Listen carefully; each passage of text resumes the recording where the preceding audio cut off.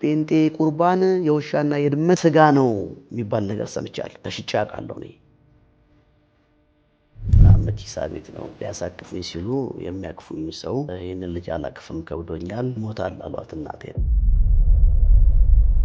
ለምሳሌ ከብት ይታረድና ከብቱን ደም ግንባራችን ላይ ይቀባው ነበር። አንዳንዴ የምትደርቅ አንዳንዴ የምትሞላ ሐይቅ አለች። ሰዎች ግንቦት ወር ላይ ከጠፋ 8-10 ሰው ሐይቆቹ ይወስዳሉ። በጣም የሚገርም ወይ በ3ኛው ቀን ወይ በ7ኛው ቀን ወይ በ21ኛው ቀን ክሬን የሚለቀቀው ሰው በግራ አፍንጫው ቀዳዳ በኩል ትኩስ ደም ይፈሳል። አንዴ ያስታውሳለሁ፣ ጎዴቲ ገብርኤል የሚባል አካባቢ ለስርዓተ አምልኮ አላማ ሄድኩ። በዛ ተራራ ላይ እግዚአብሔርን ብሎ የሚከተል ምዝባይ እንደገና ደግሞ ዛር ያለባቸው ሰዎች የሚከተል ምዝባይ እግዚአብሔር ካለ አልኩ። ህይወቴ 360 ዲግሪ ተለወጠ። ተስፋ በልቤ ገባ። ደስተኛ ሆንኩኝ። ገና በቃላት ገልጬ ጌታዬን ወደ ህይወቴ ወልካም ብዬ አላስገባውም። ዳግመኛ ወደ ምንም አይነት ወደ ኋላ ልመለስ በማልችልበት መልኩ ህይወቴ ተቀይሮ ቀረ።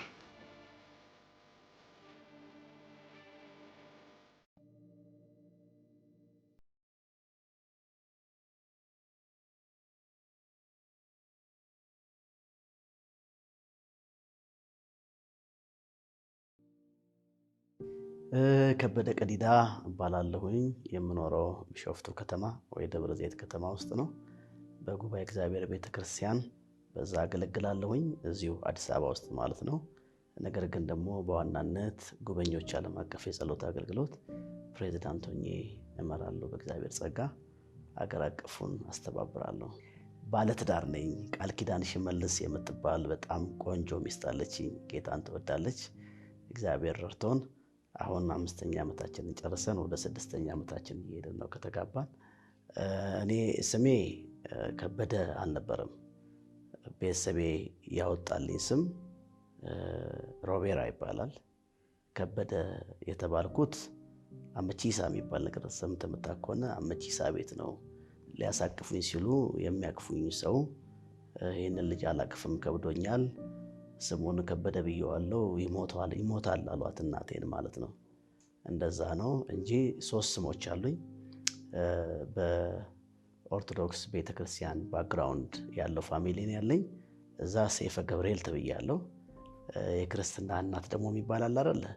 እሷ ደግሞ መኳንንት ብላኛለች። አባቴ ሮቤራ ብሎኛል። ደግሞ ያልኩ ቦታ ላይ ከበደ ተብያለሁ። ከበደን ግን ነፃ አውጥተ ነው በጌታ በኢየሱስ ስም ማለት ነው። ከበደን ወደ ሌላ ስም መቀየሩ ሳይሆን ቁም ነገሩ ስሙ ከመናፍስት ተጽዕኖ ነፃ መውጣቱ ነው። እና በዚህ መልኩ ነው ከበደ የተባልኩት።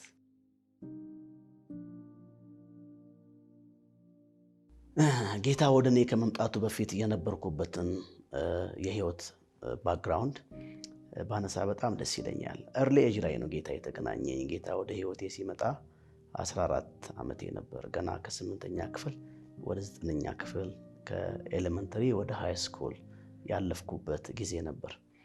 ምንም እንኳን አጭር ዕድሜ ብትሆንም ከዛ በፊት የነበረኝን ታሪክ ስነግርህ ከዚሁ ጋር ተያይዞ ቅድም ከነገርኩ ስም ጋር ተያይዞ ከልጅነቴ ጀምሮ መናፍስት ያሳዱኝ ነበር። በጣም የተለያዩ አታኪንጎች ነበሩ። ከዛ መካከል አንዱ በልምድ ቡዳ በልቶት ነው የሚባል ነገር አለ አይደል? እንደዛ ተብሎ ከአይኔ ደም ይፈስ ነበር። ይህንንም ብዙ ቦታ ያልተናገርኩት ፋሚሊ እና ምናልባት ጎረቤቶቻችን ፋሚሊ የሆኑ ሰዎች የሚያውቁት ታሪክ ብቻ ነው። ከአይኔ በጣም ደም ይፈስ ነበር። ከዚህ ጋር በምላጭ ቆርጦኝ ነበር። እዚህ ጋም ተቆርጫለሁ። እዚህ ጋም በታያቸው ምናልባት ካሜራው የሚያየው ከሆነ ጠባሳ አይ ቲንክ ያለው ይመስለኛል። ከዚህ ጋር ተያይዞ ደግሞ በዛ ማልሻለ ስል ገጠር ወስደውኝ እነኚህ ሲኒ ገልብጠው የሚያዩ ሞራ የሚያነቡ ሰዎች አስታውሳለሁ። በጣም ደስ የማይሉ ነገሮች ምላሳቸውን አይኔ ውስጥ እየከተቱ እኔን ከመፈወስ ጋር በተያያዘ የተለያዩ ተግዳሮቶች በህይወቱ ላይ ነበሩ። ያንን ብቻ ሳይሆን የምለው ድቅድቅ ጨለማ እንደነበረና መጽሐፍ እንደሚለው ማለት ነው። እናንተ ግን ከድቅድቅ ጨለማ ወደሚደነቅ ብርሃኑ የጠራችሁ አይደል የሚለው። ሁሉንም ዲናይ መልካም ነገሮች የሉትም ብዬ ባልክድም እንኳን ከዛ በፊት የነበረውን ህይወት ብዙ መልካም ብዬ ላነሳቸው የምችላቸው ነገሮች ቢኖሩም ጨለማው ይበረታ ነበር። በጣም ድቅድቅ ጨለማ ነበር። ለምሳሌ ባነሳልህ ተሽጬ አውቃለሁ። እኔ ሰው ገበያ ውስጥ ቁጭ አድርጎ ዱከም ከተማ ውስጥ ቁጭ አድርጎ ለእረኝነት ሽጦኝ ያውቃል። የሸጠኝም ልጅ አሁን በህይወት አለ፣ እዛው ቢሾፍቱ ከተማ ውስጥ ማለት ነው፣ ደብረ ዘይት። በእርግጥ ተስማምቼ ነው የተሸጥኩት።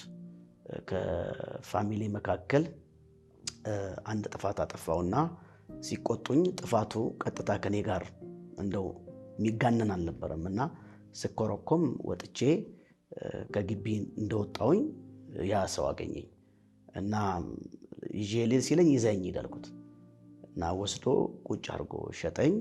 የረር ቆርኬ የሚባል አካባቢ የገዙ ሰዎች እረኛ አድርገው ቀጠሩኝ ማለት ነው። በተሸጥኩ በ6 ወሬ ነው የተያዝኩት የተገኘሁት ማለት ነው። እና ይሄን መሰል ነገሮች በህይወቴ ላይ በጣም አልፈዋል። እኔ በልምድ የተማርኩበት ትምህርት ቤት አጼ ልብነ ድንግል ወናሰገድ ይባላል። አሁን ቢሾፍቱ ሃይ ስኩል የሚባለው ማለት ነው። ኤሌመንተሪ የተማርኩት ሃይ ስኩል ደግሞ ሄድኩትኝ ቢሾፍቱ ሃይ ስኩል ወይ ደግሞ ደብረ ዘይት አጠቃላይ ሁለተኛ ደረጃ ትምህርት ቤት ይባል የነበረው አሁን አይ ቲንክ የስም ለውጥ አለ ይመስለኛል። ቢሾፍቱ ሃይ ስኩል የሚባል ይመስለኛል፣ እርግጠኛ አይደለሁኝም። እዛ አካባቢ ላይ ነው የኔም የቤተሰቤን ቤት እንደገናም ደግሞ ያደግኩበት አካባቢ በልምድ እጥቤ ይባላል። አካባቢው የሚታወቀው በጣም ጥሩ ባህል ቢኖረንም እንኳን በድብድብ ይታወቃል። በተለይ ጩቤ በጣም ይታወቅ ነበር እና እቺ የጩቤዋንም ነገር ወደ እኔም እየመጣች ነበር ብዬ አስባለሁ።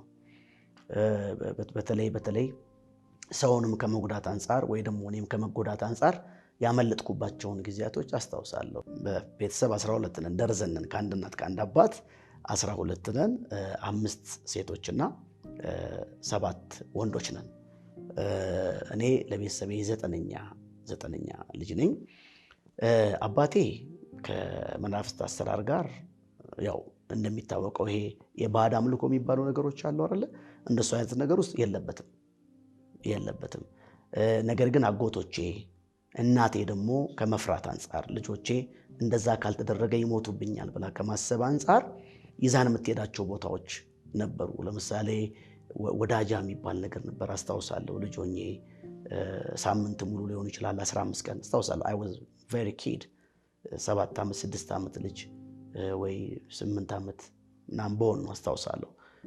ይዘውን ሄዱና ሳምንቱን ሙሉ ገበታ አይነሳም። ጥሩ ካልቸርም አለው፣ ነገር ግን የባዕድ አምልኮዎችም ነበሩት። ለምሳሌ ከብት ይታረድና የከብቱን ደም አጎታችን ግንባራችን ላይ ይቀባው ነበር። እያንዳንዱ ፋሚሊ ሜምበር የመቶ አለቃ ቀዲዳ ጉርሙ ቤተሰብ ብቻ ሳይሆን ብዙ ናቸው የኛ ፋሚሊዎች። ጎበና ጉርሙ አለ፣ አጎቴ ቢርቦ ጉርሙ አለ፣ ኃይሌ ጉርሙ አለ፣ ተሰማ ጉርሙ አለ።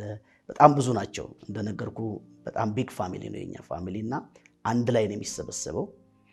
የአባቴ ያደገበት አካባቢ የትውልድ ቦታው እዛው ቢሾፍቱ 25 ኪሎ ሜትር ወጣ ብለህ የምታገኛት ቆፍቱ የምትባል ገበሬ ማህበር ናት። አሁን የቢሾፍቱ አካል የሆነች ይመስለኛል።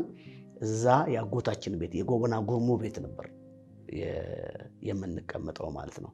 ከዛ አንጻር ያ ራሱ ትንሽ ሲሪየስ በህይወታችን ላይ ሊያመጣ የሚችላቸው ዳሜጆች ነበሩ ብዬ አስባለሁ። ደግሞም አድርጓል። እያንዳንዳችን ላይ አሉታዊ የሆነ ተጽዕኖ ነበረው በጣም።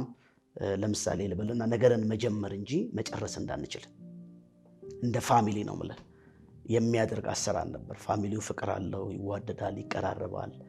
ነገር ግን ሰክሰስን የሚቀማ ነገርን ባዶ የሚያደርግ ባጭር የሚያስቀር እንደዚህ አሰራሮች ነበሩ። ተመሳሳይ በሆነ መልኩ ደግሞ ከተለያየ አካባቢ የመጡ ደግሞ ጠንቋዮች ነበሩ ከተማ ውስጥ። ያንን ፍለጋ ደግሞ ከመላው ኢትዮጵያ ከሀገር ውጭም ደግሞ የሚመጡ ሰዎች ነበሩ። ያንን አጸድ እግዚአብሔር አፍርሶ ለምሳሌ ልበልና ይታወቃል። እኔ እንኳን በማውቀው ደረጃ ምክንያቱም የቢሾፍቱ ልጅ ሆነ ዋና ትችላለህ ወይ አይባልም እና ብዛው ቢሾፍቱ አካባቢ ሆራ አካባቢ ጨለለቃ የምትባል አንዳንዴ የምትደርቅ አንዳንዴ የምትሞላ ሐይቅ አለች። ሰዎች ግንቦት ወር ላይ ከጠፋ 8-10 ሰው ሐይቆቹ ይወስዳሉ። በጣም የሚገርመኝ ወይ በ3ኛው ቀን ወይ በ7ኛው ቀን ወይ በ21ኛው ቀን ነው አስክሬኑን የሚለቀው። እኛም እንደ ዋናተኛ ሆነን አስክሬንም ስለምናወጣ አስታውሳለሁኝ የሚለቀቀው ሰው በግራ አፍንጫው ቀዳዳ በኩል ልክ ሲተፋው ትኩስ ደም ይፈሳል። ሰው እንደዚህ አይነት በጣም ኮምፕሊኬትድ የሆነ ከመናፍስት ጋር የተሳሰረ አደራረጎች እንደነበሩ አስታውሳለሁ። ጌታ ነፃ እስከሚያወጣው ድረስ ያሉትን ነገሮች ማለት ነው። ስለዚህ ከፋሚሊ ጋር ቅድም ያነሳልኝን ጥያቄ መለስ ብሎ ለመንካት በጣም የተቀራረበ ነገር ቢኖረንም ፍቅሩ ቢኖርም ደግሞ እናቴ የተከፈተ በር ነበራት ከመፍራት አንጻር ማለት ነው ለመናፍስቱ። አባቴ አይቀበልም ይሄን እንደዚህ አይነት ነገር። የኦርቶዶክስ ቤተክርስቲያን አማኝ ነው። እናቴም እንደዛው የኦርቶዶክስ ቤተክርስቲያን አማኝ ናት። ነገር ግን ፈርታ ያንን ነገር ታደርግ ነበር። አባቴ እንደዚህ የባዕድ የሚባሉት ነገር ላይ ባይገባም ተመሳሳይ በሆነ መልኩ የአንድ እምነት ተከታይ ነበሩ። ነገር ግን በዛ ዓመት አንድ ጥያቄ ነበረኝ። የሆነ ቦታ ሄድኩኝ ከቢሾፍቱ 27 ወይ 28 ኪሎ ሜትር አካባቢ ርቀት ላይ ያለ ይመስለኛል፣ በግምት ነው የምናገረው። ዝቋላ ካወቅ እዛ አካባቢ ለስርዓተ አምልኮ ወይ ለሃይማኖት ዓላማ ሄድኩኝ። በሄድኩበት ቦታ ተራራ ነው፣ ዝቋላ ማውንቴን ካወቀው። እዛ አካባቢ ላይ ኦብዘርቭ ባረኳቸው ነገሮች ባየዋቸው ነገሮች ጥያቄ በልቤ ሞልቶ ተመለስኩኝ። ያ በልቤ ጥያቄ ሞልቶ የተመለስኩት ነገር ምንድነው? በቃ እግዚአብሔር ካለ አልኩኝ። ያየሁት ነገር እንደሱ እንድላደረገኝ ማን እንደሆነ ባላቅም እንኳን እግዚአብሔር ፈጣሪ እያልኩ ነው የማወራው። ፈጣሪ ካለ ራስህን ግለጥልኝ አልኩኝ። ከሌለህ ግን ራሴን ተከትዬ ነው መሄድ የምፈልገው። ምክንያቱም ያየኋቸው ነገሮች በዛ ተራራ ላይ እግዚአብሔርን ብሎ የሚከተልም ሕዝብ አየሁ። እንደገና ደግሞ ዛር ያለባቸውን ሰዎች የሚከተልም ሕዝብ አየሁ። ዛር ሰይጣን እንደሆነ ይገባኛል። ዲቴል አሁን እንደማቀው ባላቅም እንኳን እንዴት ነው ሁለቱ አንድ ተራራ ላይ ያሉት? እንዴት እንደዛ ሊሆን ቻለ ብዬ ኩዌስችን አደረኩ። ጥያቄ በልቤ ላይ አደረ። ራስን ከገለጥክልኝ እከተልሃለሁ፣ ካልገለጥክልኝ መጨነቅ አልፈልግም ብዬ ዘጋው። ይሄንን ብዬ 3 ወር ባልሞላ ጊዜ ነው ጌታ ራሱን የገለጠልኝ ማለት ነው። ህይወቴ 360 ዲግሪ ተለወጠ። ተስፋ በልቤ ገባ።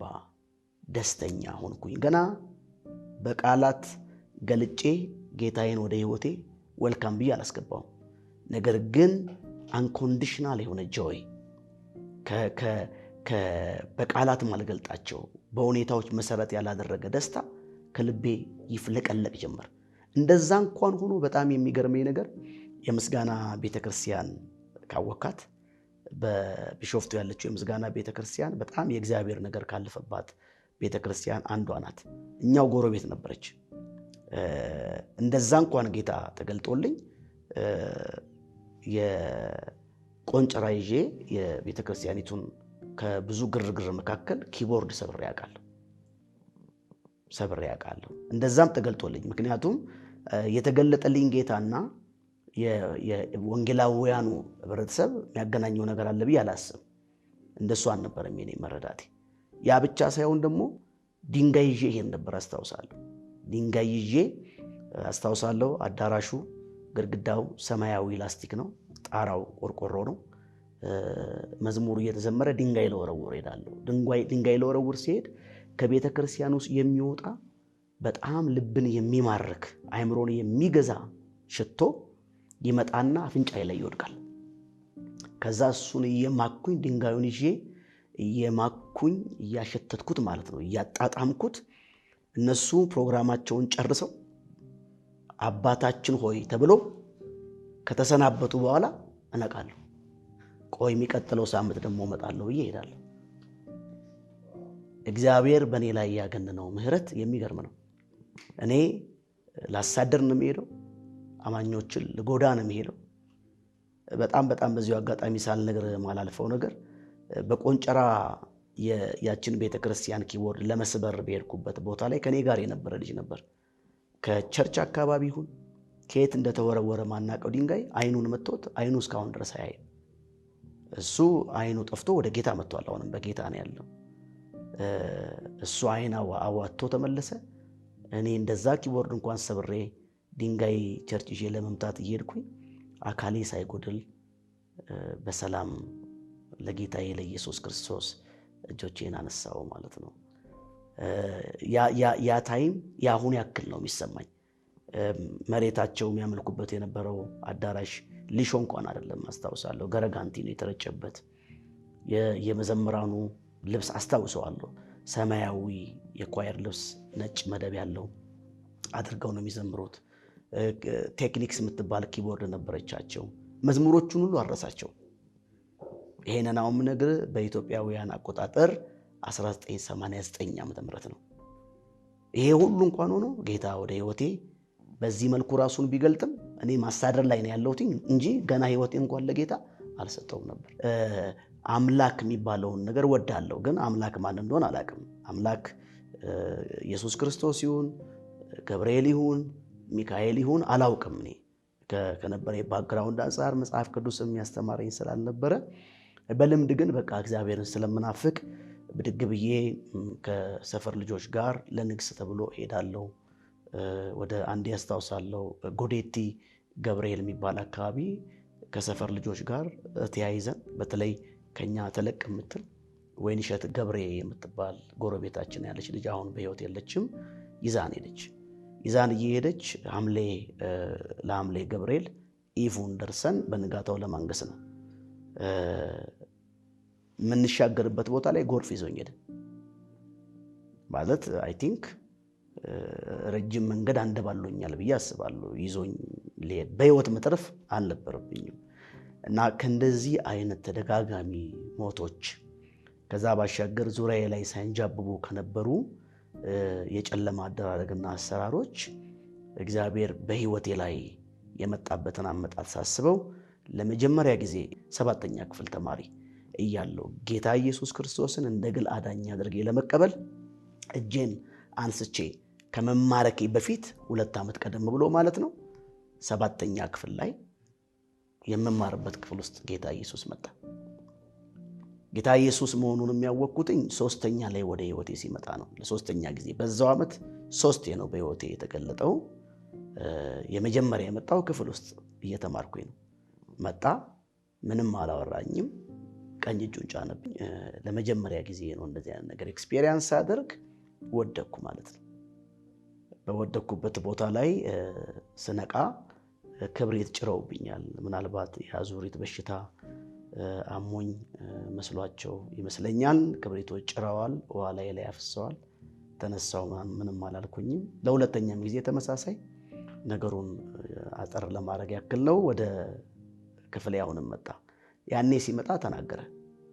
የተናገረው ነገር ምንድነው? የወንጌል ሰባኪነት ስራ ይሆናል፣ በትውልድ ሁሉ ፊት አፍህን እጠቀምበታለሁ ብሎ እጁን ጫነብኝ። አሁንም ወደኩ።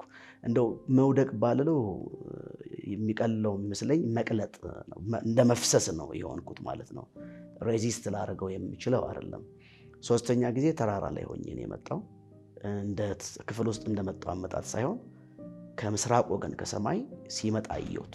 የሰው ቅርጽ ነው ያለው፣ ስጋ አይደለም፣ ብርሃን ነው። ገና ሲመጣ የተቀመጥኩበት ተራራ፣ እኔ የአባቴን ከብቶች ለመጠበቅ ነው ተራራው ላይ የወጣሁት። እያነበብኩ ነው ያለሁት፣ ሆምወርኬንም ለመስራት እያጠናሁ ነው ያለሁት፣ ከብትም እየጠበቅኩ ነው ያለሁት የቤተሰቤን ከብቶች። ተራራው ግን ሼክ ሲያደርግ ፊል አደርገዋለሁ እና እኔ አጠገቤም አልደረሰም፣ እኔ ስወድቅ ማለት ነው። በኋላ ስነቃ ሆስፒታል ነው ራሴን ያገኘሁት፣ ተሰካክቶብኝ 3ኛ ቀኔን መሆኑን የነገሩኝ ሆስፒታል ነው። እና እነኚህን መሰል የጌታ ኢንካውንተሮች በህይወቴ ላይ በጣም ጥልቅና አሁን ያክል የሚሰማኝ ተደጋጋሚ ባወራው የማልሰለቻቸው የእግዚአብሔር በህይወቴ ላይ አመጣጦች ብዙ ናቸው። ወንጌላውያን አማኙን በሁለት አቅጣጫዎች በጣም እንደ ጠላት አድርጌ ነበር መቆጥረው፣ በሁለት ምክንያቶች። አንድ ከዚህ በፊትም ተናግሬዋለሁ፣ ከፖለቲክስ ጋር ተያይዞ የተገደለች እህት አለችኝ። ከእህቴ ሞት ጋር ግንኙነት አላቸው ተብሎ የሚታሰቡ ሰዎች ታስረው ሲወጡ ጌታን አግኝተው ወጡ። ስለዚህ በአጠቃላይ ኢንታየር ፋሚሊ ወንጌላውያን የእኛን ልጅ ገለዋል የሚል እሳቤ ነበር የነበረው ፋሚሊ ጋር። ልጅ ደግሞ ስለነበርኩኝ እኔ እንዴት አድርጌ አድጌ ወንጌላዊ የሚባለውን ህብረተሰብ እንዴት እንደማጠፋ እነኛንም ሰዎች እንዴት እንደማስወገድ ነበር ብዬ ማስበው እንጂ ፖዚቲቭ ነገር አልነበረኝም። በሌላኛው አቅጣጫ ደግሞ ኢየሱስ የሚለው ለኔ ምን እንደሆነ አላውቅም ነበር። ይልቁኑ መድኃኒዓለም ብትለኝ ይቀለኛል። ነገር ግን አንድ መዝሙር ነበር አስታውሳለሁ፣ ሲዘመር እንባይን መቆጣጠር አልችልም። በእደ ዮሐንስ ተጠምቀ ኢየሱስ ናዝራዊ የሚል ዜማ ያለው መዝሙር ሲዘመር አስታውሳለሁ። በጣም ዊፕ አደረግ ነበር። እንደገና ደግሞ እግዚአብሔር ብርሃኔና መድኃኒቴ ነው፣ የሚያስደንግጠኝ የሚያስፈራኝ ማን ነው? አምላኬ መመኪያዬ ነው የሚል መዝሙር ነበር። እሱንም ስሰማ በጣም አለቅስ ነበር። ሌላኛው ደግሞ አማኑኤል አማኑኤል አማኑኤል ናና፣ የእስራኤል መና አማኑኤል ናና የሚል መዝሙር ነበር። ዘማሪዎቹ እነማን እንደሆነ አላውቀውም፣ ግን በህብረት ሲዘመሩ ነው ማስታወሳቸውና በጣም ራሴን መቆጣጠር አልችልም፣ አለቅስ ነበር። ምን እንደሆነ ሚኒንጉ ሳይገባኝ ኢየሱስ የሚለውን ስም ለመጀመሪያ ጊዜ በአምላክ ደረጃ በፈጣሪ ደረጃ የሰማሁት ወንጌላውያን ጋር ነው። ምናልባት እኔ ሚስ አድርጌ ሊሆን ይችላል አላውቅም። ነገር ግን ከወንጌላውያኑም ከሌላውም አካል መጥቶ ስለ ኃጢአቴ የሞተ ለኔ የተነሳ በመስቀል የተሰቀለ ዳግም የሚመጣ የሚመለስ ብሎ ያወራኝ ከወንጌላውያኑም የሰበከኝ የለም፣ ከሌላም አካባቢ ላይ የነገረኝ አልነበረም። ለመጀመሪያ ጊዜ ይህንን ድምፅ የሰማሁት 1991 ታኅሳስ 26 እንደ ኢትዮጵያውያን አቆጣጠር ነው። ቅድም በነገርኩ በ2 ዓመቱ ማለት ነው። የ8ኛ ክፍል ተማሪ ነበርኩ። ከ8 ወደ 9 አልፌ የሄድኩበት ዓላማ ራሱ ትምህርት ቤቴ የተማርኩት የመጀመሪያው እንደነገርኩ ኤሌመንተሪ አጼ ደብረ ድንግል ነበር። ኤሌመንተሪ ስለነበር ሃይ ስኩል ስገባ የተመደብኩበትን ክፍል ለማየት ነበር ሄድኩት። በሄድኩበት ቦታ ላይ ነው የእግዚአብሔር ነገር ወደ ህይወቴ የመጣው። እዛ ቦታ ላይ ክሩሴል ነበር። ከፈቀድክልኝ በዚሁ መቀጠል እችላለሁ። ወንጌላዊ ገብሩ ወልዱ የሚባል ካወቅ፣ ወንጌላዊ ገብሩ ወልዱ ከቢሾፍቱ አብያተ ክርስቲያናት ህብረት አይ ቲንክ በተለይ ከኢትዮጵያ ከቢሾፍቱ ሙሉ ወንጌል ቤተክርስቲያን ጋር ይመስለኛል ያዘጋጀው ክሩሴል ነበር።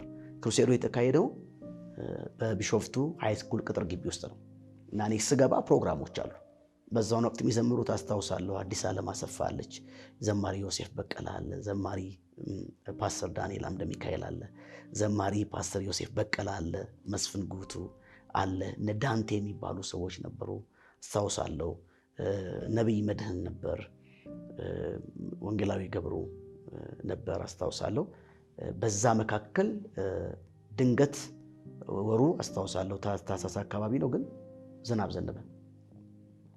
ዝናብ እየዘነበ እኔ ልቆጣጠረው የማልችለው ፍቅር የጌታ ፍቅር መጥቶ ነካኝ። በዛ እስክትዘንብ ድረስ በነበረችው ነገር ውስጥ በተነገረው ነገር ልቤ ቀለጠ። ራሴን ወድቄ በደረቴ ጭቃ ላይ እያለቀስኩኝ ጌታ የምትቀበል ብሎም የጠየቀኝ የለም ወጣው ማለት ነው። ምክንያቱም ዝናብ ስለነበረ ጉባኤውም ተበተነ።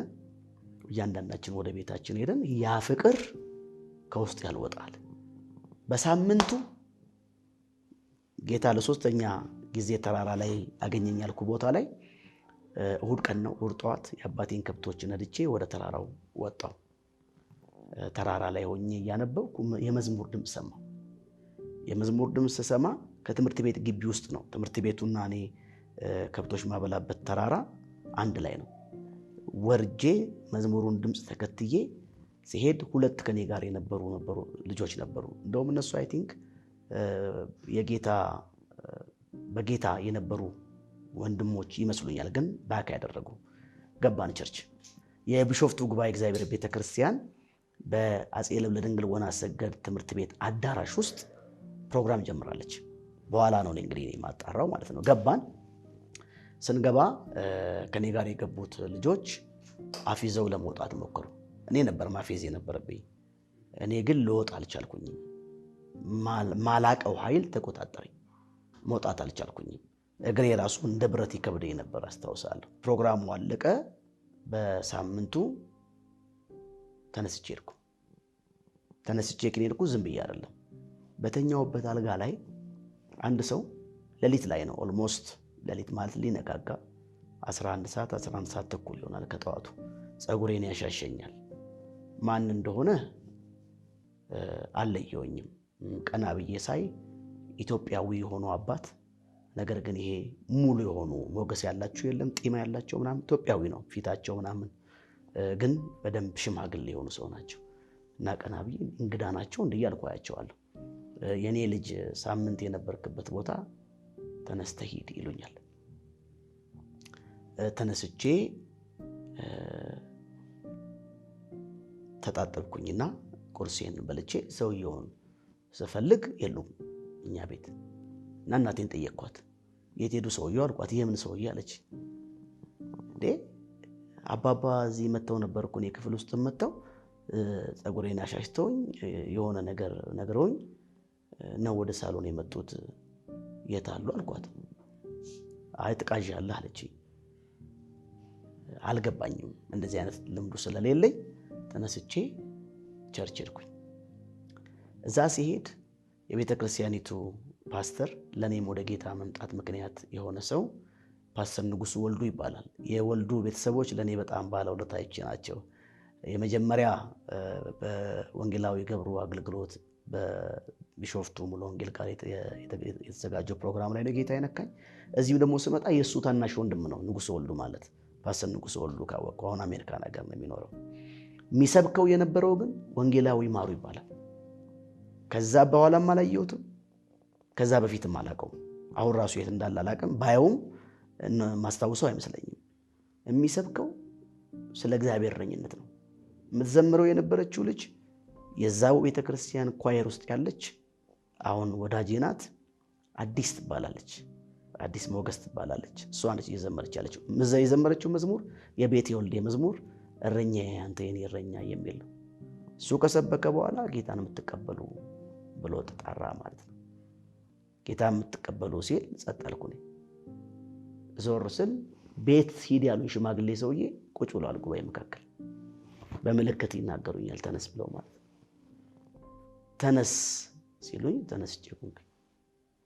ነው ኢሚዲየት አጠገቤ ላይ እንደተቀመጡት ሩቅ ቦታ ሳይሆን አጠገቤ ላይ ያሉትና ተነስ ይሉኛል። ተነስቼ ቆምኩኝ። ተነስቼ ቆምኩ። ወደ ፊት ወጡ ሲባል ወጣው። 3 ነን ያለታ ጌታን ያገኘነው፣ 3ታችንም አሁን አገልጋዮች ነን። ጌታ ወደ ህይወቴ መጣ። ህይወቴ ተለወጠ። ዳግመኛ ወደ ምንም አይነት ወደ ኋላ ልመለስ በማልችልበት መልኩ ህይወቴ ተቀይሮ ቀር። አሁን እስከምታወራኝ ድረስ ያ ፍቅር በህይወቴ ላይ እየተቀጣጠለ እየበዛ እየሰፋ እያበበ ጊዜዎቹ ሄዱ እንጂ ያው የሆነ ጌታ ፍቅሩ ማይለወጥ፣ ምህረቱ ማይለወጥ፣ ትዕግስቱ ማይለወጥ እኔ የደከምኩባቸው ጊዜያቶች አሉ፣ የዛልኩባቸው ጊዜያቶች አሉ፣ ትጥቄ የተፈታበት፣ ልቤ የራደበት፣ እምነት ያጣሁባቸው ጊዜያቶች አሉ። ለማገልገል አፒታይት የጠፋኝ ጊዜ አለ። ነገር ግን በፊቱ ብርሃን እየመራኝ ከድካሜ እያበረታኝ መንገድ እያሳየኝ የላሉ ቀበቶችን እያጠባበቀልኝ ልቤን እያጽናናኝ ዛሬ ላይ አድርሶኛል እግዚአብሔር። በፊትና በኋላ የሚለው ነገር ማነጻጸር ሰማይ ከምድር እንደሚርቅ እንዲሁ የራቀ ነው። እንደነገርኩ ቅድም በህይወት አልኖርም ነበር። ጌታ ወደ ህይወቴ ባይመጣ ምን እንደሆነ በማላቀው መልኩ አይ ቲንክ ማይንዴም ኩዌስችን ያደርግ ነበር። ነገሮችን ሪዝን አውት ማድረግ እፈልግ ነበር እና እንደሱ ስሞክር ይጠፋብኝ ነበር። መኖር ምንድን ነው የሚለው ነገር ለኔ ሚኒንጉን አጣበት ነበር። ስለዚህ ጌታን መቀበል ማለት ለኔ የልብስ መቀየር፣ የመኪና መቀየር፣ የሀገር መቀየር ጉዳይ አይደለም። የምግብ መቀየር ጉዳይ አይደለም። ከሞት ወደ ህይወት የመሻገር ጉዳይ ነው። የጸባይ ማረሚያም አይደለም። ጸባይን ለማረም በጣም ብዙ ሪሃቢሊቴሽን ሴንተሮች አሉ። ዓለም ላይ የተለያዩ ሳይካትሪስቶች፣ ሳይኮሎጂስቶች ሰዎችን የሚያክሙበት በዚህ ጉዳይ የሰለጠኑ ሰዎች ባህሪን የሚያርቁባቸው ቦታዎች አሉ። ይሄ ግን ለኔ የሚመስለኝ ሳይሆን የሚገባኝ በድንግዝግዝ በጨለማ ምንም አይነት መንገድ ከማታይበት ቦታ ዴስቲኒህን አውቀ የምትራመድበት በጣም ሲሪየስ ሆነ የሚታይ መስመር ያለበት ሰፈር ነው። ባህሪዎቼ ትክክለኛ መልክ የያዙት ከዚህ ህይወት በኋላ ነው። እነሱ ፍሬዎች ናቸው። ዋናው ነገሩ ግን እኔ ውስጥ ያለው ሲድ ነው የተቀየረው። የሞተ መንፈስ ነበረኝ፣ ሕያው መንፈስ እንዲኖረኝ ያደረገኝ እግዚአብሔር። ቅርብ ብቻ የሚያይ ዛሬን ብቻ የሚያይ ከዛ በኋላ አሻግሮ መመልከት የማይችል ሁኔታዎች ነበር የነበሩኝ። ዘላለሜን አውቃለሁ። ገብቶኝ ነው የምጓዘው። ወዴት እንደምሄድ አውቃለሁ። ማን እንደሚቀበለኝ አውቃለሁ። የቱ ጋር እንደምደርስ አውቃለሁ። ማን ፊት እንደምቆም አውቃለሁ። እያንዳንዱን ነገር ተረድቼው አስረግጬ አውቄ ነው የሚሄደው። በግምት አይደለም የሚሄደው። ምን ታረገኝ ይሆን እያልኩ አይደለም። ያደረገኝ ገብቶኝ፣ የሆንኩት ገብቶኝ፣ ያደረገልኝ ገብቶኝ፣ የሚወስደኝ ቦታ ገብቶኝ ደርሼ ነው ለመድረስ መንገድ የጀመርኩት እንጂ ገና የማላቀው ቦታ ስደርስ አውቀዋለሁ የሚል ሐሳብ አይደለም ያለኝ። በውስጤ በሚኖረው በመንፈስ ቅዱስ የመንፈሱን መያዣ ስለሰጠኝ አይ ኖ ሁ አይ አም፣ ማን እንደሆንኩኝ አውቃለሁ፣ የት እንደምሄድ አውቃለሁ። እንደዚህ አስረግጬ ገብቶኝ ነው ለኔ መስመር ያለው ሲሪየስ የሆነ ዲማርኬሽን ያለው ያኛው ዓለምና የኛው ዓለም ለኔ መስመር ያለው በደንብ ልናገረው የሚችለው መልክ ነው። ፊልጵስዩስ ምዕራፍ 1 ቁጥር 28 ላይ ሰሞኑን እንደውም በዲላ ከተማ ያሉ አገልጋዮችን ስለ እግዚአብሔር አገልጋይ ስልጠና እየሰጠው ነበር የነበረው። አንዱ ካነሳዋቸው ሐሳቦች መካከል አሁን ያነሳውን ጥያቄ የሚመለከት ነው። እግዚአብሔርን እየመሰሉ ሊኖሩ የሚወዱ ሁሉ ይሰደዳሉ ይላል። ስደት ከሌለ መከራ ከሌለ ግዴታ መከራ እንደ ድሮ ከቤት የሚያባርር ሰው ላይኖር ይችላል። ነገር ግን በዚህ ዓለም ስትኖር ቫልዩ ሲስተማችን ራሱ የተለያየ ነው። አንተ ጋር ክቡር የሆነው ነገር ሌሎች ጋር ውርደት ሊሆን ይችላል። እነሱ ጋር በጣም ክብር የሚሉት ነገር እኛ ጋር ውርደት ሊሆን ይችላል። ለዚህ ነው መጽሐፍ ክብራቸው መኖራቸው ነው፣ ሆዳቸው አምላካቸው ነው ይላል። ለምሳሌ ልበልህና አንተ ናይት ክለብ አለመሄድ ለዚህ ዓለም ሰዎች እንደ ወጣት ኋላ ቀር አድርገው ሊያስቡ ይችላሉ። 3-4 ውሽማ ስለሌለ እንደ አማኝ ነው የማወራው እንጂ እንደ ባይብሉ አማኝ ነው እያወራው ያለሁት እንጂ የተቀላቀሉ ነገሮች እንዳሉ እረዳለሁ። እንደዛ አስባለሁ፣ እንደዛ ማቃለሁ። እንደሱም ደግሞ አንዳንድ ነገሮችን በደንብ ማቃቸው ነገሮች አሉ። ነገር ግን ለመጽሐፍ ቅዱሱ አማኝ ቫልዩ አለው። መጽሐፍ ቅዱሳዊ የሆነ እሴት አለው። ከዛ አንፃር አንዳንዴ በከተማ ውስጥ እየኖርክ ስደተኛ ልትሆን ትችላለህ። ፈታ በል ይሉሃል። አይተህ ከሆነ አሁን እኔ ከተፈታው በጣም ቆይቻለሁ። ለነሱ መፈታት ምናልባት ለአንዳንድ ሰዎች ጃምቦ የሚባለውን ነገር እየጠጣ ይሆናል የምትፈታው። እየዘፈንክ ዳንኪራ ቤት ሄደህ ሊሆን ይችላል የምትፈታው። ለእኔ መፈታት ግን ጌታ ኢየሱስን መከተል ነው። ጌታ ኢየሱስን ማምለክ ነው። ሰው ከተፈታው በጣም ቆይቻለሁ። ጌታዬ ወደ ህይወቴ ሲገባ እስራቶቼ ሁሉ ተፈተዋል። ከኔ ላይ ቀንበር ተሰብረዋል። እስራት የለብኝም። አይ አም ፍሪ። ወደ ጠየቀኝ ጥያቄ ስመጣ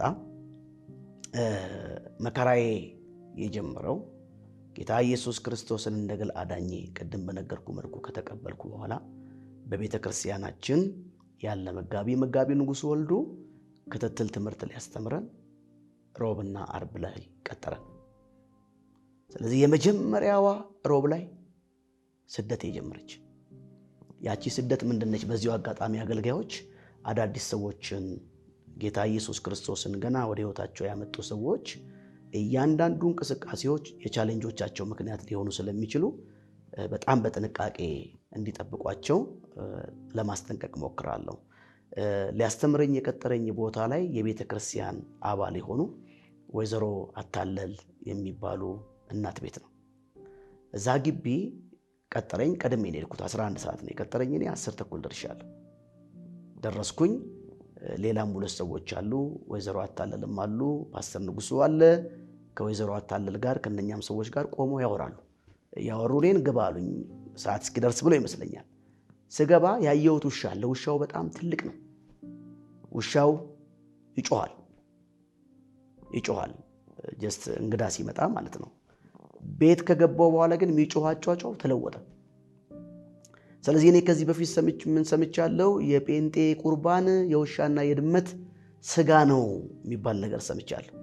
ስለዚህ በቃ አርደው ሊያበሉኝ ነው ብዬ እንዴት አድርጌ መስታወቷን መትቼ እንደማመልጥ ማሰብ ጀመርኩኝ ማለት ነው። ለማንኛውም ምሰብርበትን ወይ መጥረቢያ ነገር ወይ ዱላ ነገር እየፈለግኩ ፓስተር ንጉሱ ወደ ሳሎኑ ገባ። ምንድነው እየፈለክ ያለው አለኝ። አይ ምንም አይደለም አልኩት። ሁለተኛ ለመጣም ብዬ ነው። ክላሱን ጀመረልን። ሁለተኛ ለመጣም ብዬ ወጣው ከዛ ቤት። አርብ ሲደርስ ግን እንደገና ደግሞ ውስጤ ያለው ያ ፍቅር እንዴት አነሳሳኝ። ስለዚህ መከራው እየጨመረ መጣ ማለት ነው። አርብ ለታ ዋናው የመከራው መሰረት የተጣለበት ቀን ይመስለኛል አርብ። ያ ምንድነው? ፓስተር ንጉሱ ወልዱ ተንበርከን እንጸልያለን አለ። ብዙ ጊዜ እኛም መቼም አዳዲሶችን እናስተምራለን። ተንበርከኩና ጸልዩ አንልም ብዙ ጊዜ። ለምን እንዳለም አላቅም። ተንበረከክን። ሰው ሁሉ ተንበረከቋል። እኛ ሽማግሌ ወደ ቸርች ሂድ ያሉኝ አባት መጥተው በተንበረከኩበት ቦታ አያቸዋለሁ። የማየው ራእይ የሚለውን ነገር ለመጀመሪያ ጊዜ ያየሁትኝ ተንበረከኬ ያለታ ነው። ጌታን ውር ተቀብዬ አርብ ቀን ነው ማለት መጡና የቀኝ ግሬ አውራ ጣት ላይ እንደ ርችት የምትመስል ክብሪት የምትመስል ነገር ላይ ጭረው ሄዱ። ከዛ እንደ ርችት ሰውነቴ እየተቀጣጠለ ወረሰኝ ማለት ነው። በኋላ ነው እንግዲህ ፕሮግራሙ ካለቀ በኋላ ጌታን ታውቃለህ አንተ ጌታን ታውቃለህ ወይ አለኝ ፓስተር። ማለት አልኩት እኔ አላውቀውም የሚያወራውን አለም ማለት ነው። አይ ትንቢት ተናግረሃል አለኝ። ትንቢት የሚለው ነገር ምን እንደሆነ አላውቅም። ትንቢት ተናግረሃል አለኝ። በኋላ ተከታትሎ ያስተምረኝ ጀመር ማለት ነው። ዋናው ስደት ያለታ ነው የጀመረው። ምክንያቱም ውስጤ 15 ቀን ሲሆን ወር ሲሆን እየጸለይን የእግዚአብሔርን ቃል እያስተማረኝ ሌላም አንድ ከኔ ጋር አብሮ የሚጸልይ ልጅ ነበር ከአዲስ አበባ ወደ ቢሾፍቱ ተልኮ የመጣ። ውስጥ ያለው ነገር እየጨመረ የእግዚአብሔር ነገር እየጨመረ መጣ። ቤት ውስጥ እንግዳ መጥቷል እኛ ጋር ከገጠር የመጣች አንዲት እህት ናት። ሌሊት ላይ እኛ ድምጽም አላወጣንም፣ ምክንያቱም ስለማይፈቀድልን ከጓደኛዬ ጋር ነው ያለነው። ሳሎን ውስጥ ፍራሽ ተነጥፎልን ነው የተኛ ነው። እኛው ቤት ነው። ድምጽ አጥፍተን የተንበረከክነው። መጮህ ጀመረች የመጣችው እንግዳ። ቤቱ እየነደደ ነው ብላ መጮህ ጀመረች። ከዛ ምን እንደዚህ አይነት ኤክስፒሪየንስ የለኝም። እናቴ ተነስታ ሮጣ መጣች፣ አባቴም ተነስቶ መጣ። የምን እሳት ሲሏት አይ ከሳሎን እየተነሳ እንዳለ ክፍሉን የሚያቀጣጥል እሳት አለ፣ እናንተ ስትመጡ ደግሞ ይጠፋል አለች። አሁንም ስትተኛ ሁላችንም ተኙ፣ ምንም የለም ተብሎ ቅዠት ነው ተብሎ ተኙ ሲባል ነደደ ትላለች። በኋላ እኛም እንግዲህ አዲስ ክርስቲያኖች አይደለን ኢየሱስ ጌታ ነው ምናምን ለማለት ሞክረን ማለት ነው። ዱላ ቀመስን ማለት ነው። ከመቶ አለቃ ቀዲዳ ጉርሙ ትንሽ ቆንጠጥ አደረጉን። ያኔ ሲሪየስ የሆነ ነገር ጀመረ ማለት ነው። ተሰማ። አንዳንድ መረጃዎችን መጡ ወደ አባቴ ጴንጤ ሆኗል የሚል ነገር ማለት ነው። ስደቱ እየበረታ ለምሳሌ የሆነ ሰዓት ላይ እህቴን የኔን ታናሽ አመማት። እኔን ከቤት ካባረረኝ በኋላ ማለት ነው ተባረርኩ። ከቤት ተባረሬ የመጀመሪያ ቸርች ውስጥ መኖር ጀመርኩ። በጣም ልጅ ነኝ ገና አይ ቲንክ ወደ 14 ጨርሼ 15 እየገባሁ ያለበት ሰዓት ነው። ታፍ ነው ለኔ እንግዲህ መረጥ ተብያለሁ። ፋሚሊ እንዳለ አስመርጦኛል። በተለይ አባቴ ያከረዋል።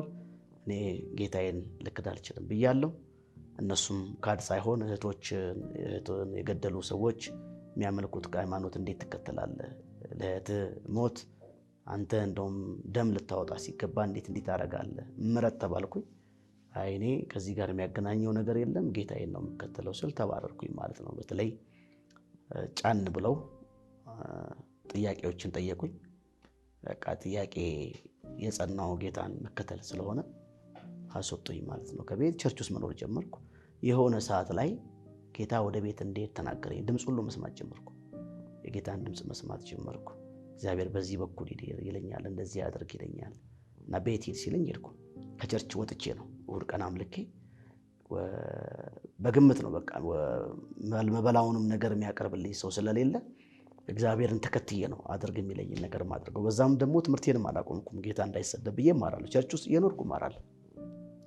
ዩኒፎርሜን የምትገዛልኝ፣ ለትምህርት ቤት የምትከፈለውን ክፍያ የምትከፍልልኝ የአቶ ሞገስ የሚባሉ የእሳቸው ባለቤት ፋኒ ትባላለች።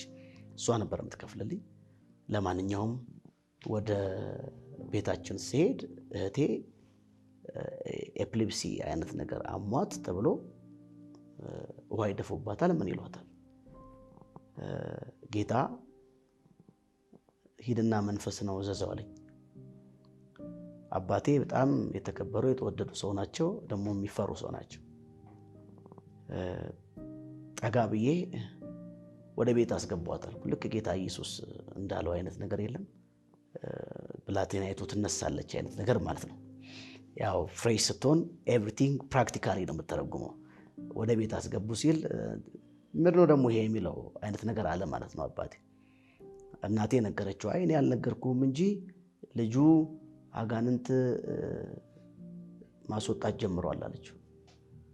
እና ይዘዋት ገቡ ወደ ሳሎን ውስጥ ደግሞ እኔ እምባዬ መጣ። በቃ ጌታ ሆይ ዛሬ ክብርህን ካልገለጥክ አንደኛ ስም ሊሰደብ ነው፣ ሁለተኛ ደግሞ ቤተሰቤ ወደ አንተ ላይ መጣ ነው እያልኩኝ ሳላውቀው እምባዬ ፈሷል።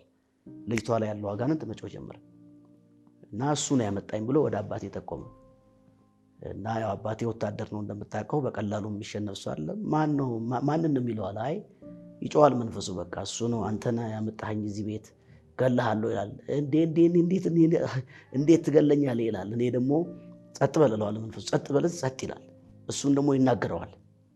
ይሄ ጥያቄ የፈጠረበት አባቴን፣ እንዴት ነው እሱ የሚታዘዘው? እንዴት ነው የሚናገረው ማለት ነው። እና እኔ አባቴን ፈራለሁ። አባዬ አልኩት፣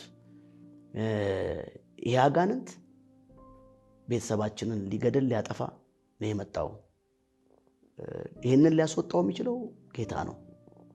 እኔ ውጣ አለዋለሁ፣ በጌታ ስም ይወጣል። ግን አንተ ጌታን ካልተቀበልክ፣ ማየም ጌታን ካልተቀበለች መንፈሱ ወጥቶ እናንተ ውስጥ ሊገባ ይችላል አልኩት። እኛ ምን አድርገን ነው የሚገባው? ላይ ምንም አላደረጋችሁም። ጌታ ያንን እናንተ ውስጥ ያለውን ክፍተት ካልሞላው ሌላ አጋንንት ሊገባባችሁ ይችላል። እና እናቴ ያኔን የነገረችው አይ እኔ አልነገርኩም እንጂ ቀዲዳ የኛ ልጅ በተለያየ ቦታ አጋንንት ያስወጣል ደግሞ የሚያስገባል አለችው። ስለዚህ እሺ ብንል ይሻላል አለችው። ለእኔ አባት መንበርከክ ማለት መሸነፍ ነው። ወታደር እንግዲህ አስበው፣ በቀላሉ እጁን ያነሳል። ተንበረከከ። እናቴም ተንበረከከች። ንስሐ አስገባዋቸው። የዛሬ አሁን ነሐሴ ሲመጣ 3 ዓመት ይሆነዋል። ወደ ጌታ ሄዷል። እሱም ንስሐ አስገባዋቸው። አጋንንቱም ለቆ ሄደ። በየፈርጁ ከክርስትና ጋር ተያይዞ ያሉት ቻሌንጆች ከማያምኑ የሚመጣበት ብቻ እንዳይመስልህ፣ ከሚያምኑትም። ለምሳሌ አንተ ቫልዩ የምታደርገውን ነገር ሰዎች ሊያራክሱብህ ይፈልጋሉ፣ አማኞችም ሆነው ማለት ነው። ሆሊነስ ቅድስናን በተመለከተ ፋርም ሆነ ስትሄድ እስቲል ኋላ ቀር የሆንክ፣ በዘመንኛው ቋንቋ ፋራ የሆንክ፣ አላዋቂ፣ በጣም ኋላ ቀር የሆንክ፣ ራስህን አፕዴትድ ያላረክ የሚመስላቸው በጣም ብዙ ሰዎች አሉና በራሱ ይሄ ራሱ ይላል እኮ አለ ገላትያ ምዕራፍ 5 ላይ ነፍስ በስጋ ላይ ስጋም በመንፈስ ላይ እነዚህ ሁለቱ ይቀዋወማሉ ይላል። ስለዚህ የእግዚአብሔር መንፈስ ነገር ለፍጥረታዊ ሰው ሞኝነት ነውና አይቀበለውም ይላል። ስለዚህ አንዳንድ የምትሄድባቸው የህይወት እንቅስቃሴዎችና አደራረጎች በራሳቸው ዋጋ ያስከፍለዋል፣ መከራ ያመጡብሃል፣ ስለ ወንጌል በሚሆነው። ይሄ ደግሞ ክብራችን ነው። ለዚህ ነው ቅድም ፊልጵስዩስ ምዕራፍ 1 ጠቅሼልህ ምዕራፍ 1 ቁጥር 28 የሚለውን አልተናገርኩም። በምንም በተቃዋሚዎች አትደንግጡ ይላል፣ ለእናንተ የመዳን ምልክት ነው ብሎ በግልጽ ይሄም ደግሞ ከእግዚአብሔር ነው ይላል ሐዋርያው ጳውሎስ። ሰው ለክርስትና የሚኖር ቻሌንጅ፣ የምትቀበላቸው መከራዎች የእግዚአብሔር መንፈስ በአንተ ላይ ያርፋል። አንደኛ ጴጥሮስ ምዕራፍ 4 እሱን አይደል የሚናገረው? ክብራችን ነው፣ ጌጣችን ነው። እችን ቃል ልናገርና ምናልባት ወደ ሌላ ጥያቄ እንድታልፍ እድሉን ልስጥ፣ ብዙ እያወራው ይዤብህ እንዳይሆን። ዮሐንስ ራእይ ምዕራፍ 6 ቁጥር 9 ላይ ምን ይላል? ከመሰዊያው በታች ስለ እግዚአብሔር ቃልና ስለ ጠበቁት ምስክርነት የታረዱትን ሰዎች አየው ይላል። እውነተኛ ዳኛ ጌታ ሆይ እስከ መቼ አትፈርድም? ደማችንን እንዴት አትበቀልም አሉት። ነጭ ልብስ ተሰጣቸው ይላል። ከዛስ እንደናንተ የሚገደሉ የወንድሞቻችሁ ቁጥር እስኪሞላ ትንሽ ቆዩ አላቸው ይላል። መከራ መቼም ፓኬጅ ነው አይደል? አንድ አይነት ብቻ አይደለም። ስለ ወንጌል ከውስጥም ከደጅ የምትቀበላቸው መከራዎች የተለያዩ ናቸው፣ እስከ ሞት ድረስ ማለት ነው። ግን ይሄ ክብራችን ነው። ልባችን የሚረድበት፣ ትጥቃችን የሚፈታበት፣ አቋማችንን የምንለውጥበት እውነት አይደለም። የአባቶች መንገድ ስለሆነ ስለ ወንጌል ይሁን እንጂ መቼም ስለ ክፉ ማድረግ መከራ እንቀበል እንጂ ስለ ወንጌል እየተቀበልን ነው፣ ተቀብለናል፣ እንቀበልማለን። መሆንም ያለበት እሱ ነው ብዬ አስባለሁ። አባቶች የሚያሳዩን ያንን ነው ብዬ አስባለሁ። ናት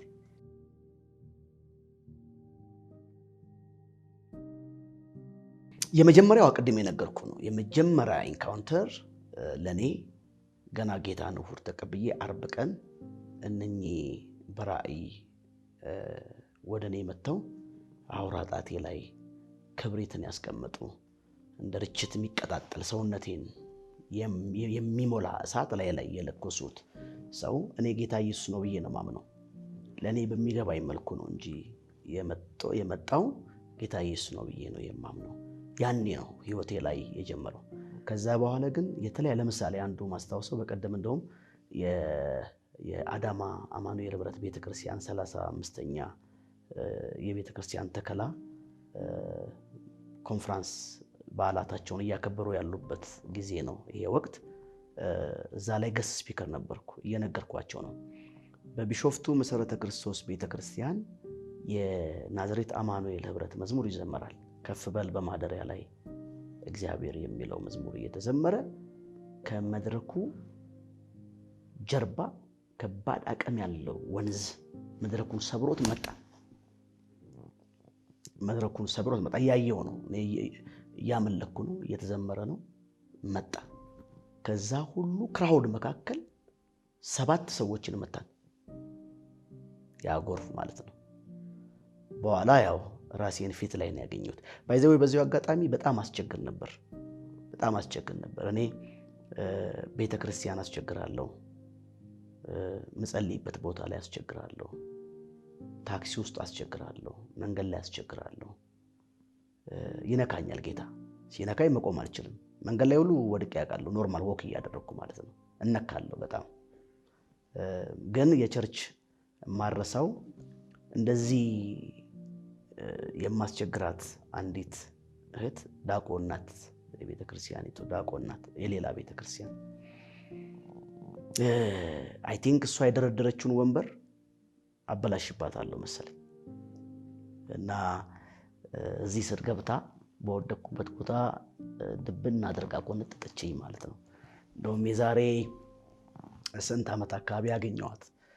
ያኔ የእግዚአብሔርን ነገር ለመካፈል በሚሄድበት ቦታ ላይ ነበር የምነካው። እሷን ደግሞ ሳገኛት ተጋብዤ ለማገልገል እዛው ቸርች ለማገልገል ሲሄድ አገኘኋትና እንደዚሁ ላስቃትም ብዬ እንዴት ነሽ የኔ እህት አልኳት። ደህና ነሽ ወይ? ያ ጸጋሽ አሁንም አለው ያልኳት። የቱ ጸጋ አለችኝ። ያቺ የመቆንጠጥ ጸጋሽ አለች አሁንም ታገለግያለሽ ያልኳት። እንዴት እንደዚህ ያልከኝ? አይ እንደዚህ እኮ ጌታ ነክቶኝ እግዚአብሔር መንፈስ ቅዱስ ነክቶኝ በወደቅኩበት ቦታ ላይ ቆንጥጠሽኝ ነበር አስታውሳለሁ አልኳት ማለት ነው። እና በየጊዜው ባይዘው አሁንም የእግዚአብሔር ነገር በህይወቴ ላይ ያለ ገደብ ይመጣል። ያለ ገደብ ሲመጣ መቆም አልችልም። እያገለገልኩ ሊሆን ይችላል፣ ለማምለክ በተገኘውበት ቦታ ሊሆን ይችላል።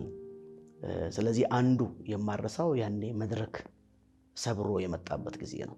እንደገና ደግሞ ወደዚህ ወደ ጉጂ አካባቢ ያንኑ ኳየር የናዝሬት አማኑኤል የአዳማ አማኑኤል ህብረት ቤተክርስቲያን ወርሺፕ ልጆችን ተያይዘን ሄድን እና በተወረወረ የእሳት ድንጋይ ተመታው። አስታውሰዋለሁ። መጥቶ ሲመታኝ አየዋለሁ። ያ ድንጋይ ነጥሮ የተመለሰ አልነበረም። ውስጤ ጠልቆ ሲገባ፣ በዚህ ግንባሬ ጠልቆ ሲገባ ፊል አደርገዋለሁ። እንደዚህ አይነት ኤክስፒሪየንሶች በጣም ብዙ ናቸው በህይወቴ ላይ። ፕሌን ላይ የ14 ሰዓት መንገድ ለመጓዝ በተቀመጥኩበት ፕሌን ላይ ጌታ ነካኝ ማለት ነው። አይኖ እግዚአብሔር የሥርዓት አምላክ ነው አውቃለሁ፣ በጣም እረዳለሁ። ነገር ግን እግዚአብሔር ይቆጣጠረኛል እንጂ እኔ እግዚአብሔርን ልቆጣጠረው አልችልም።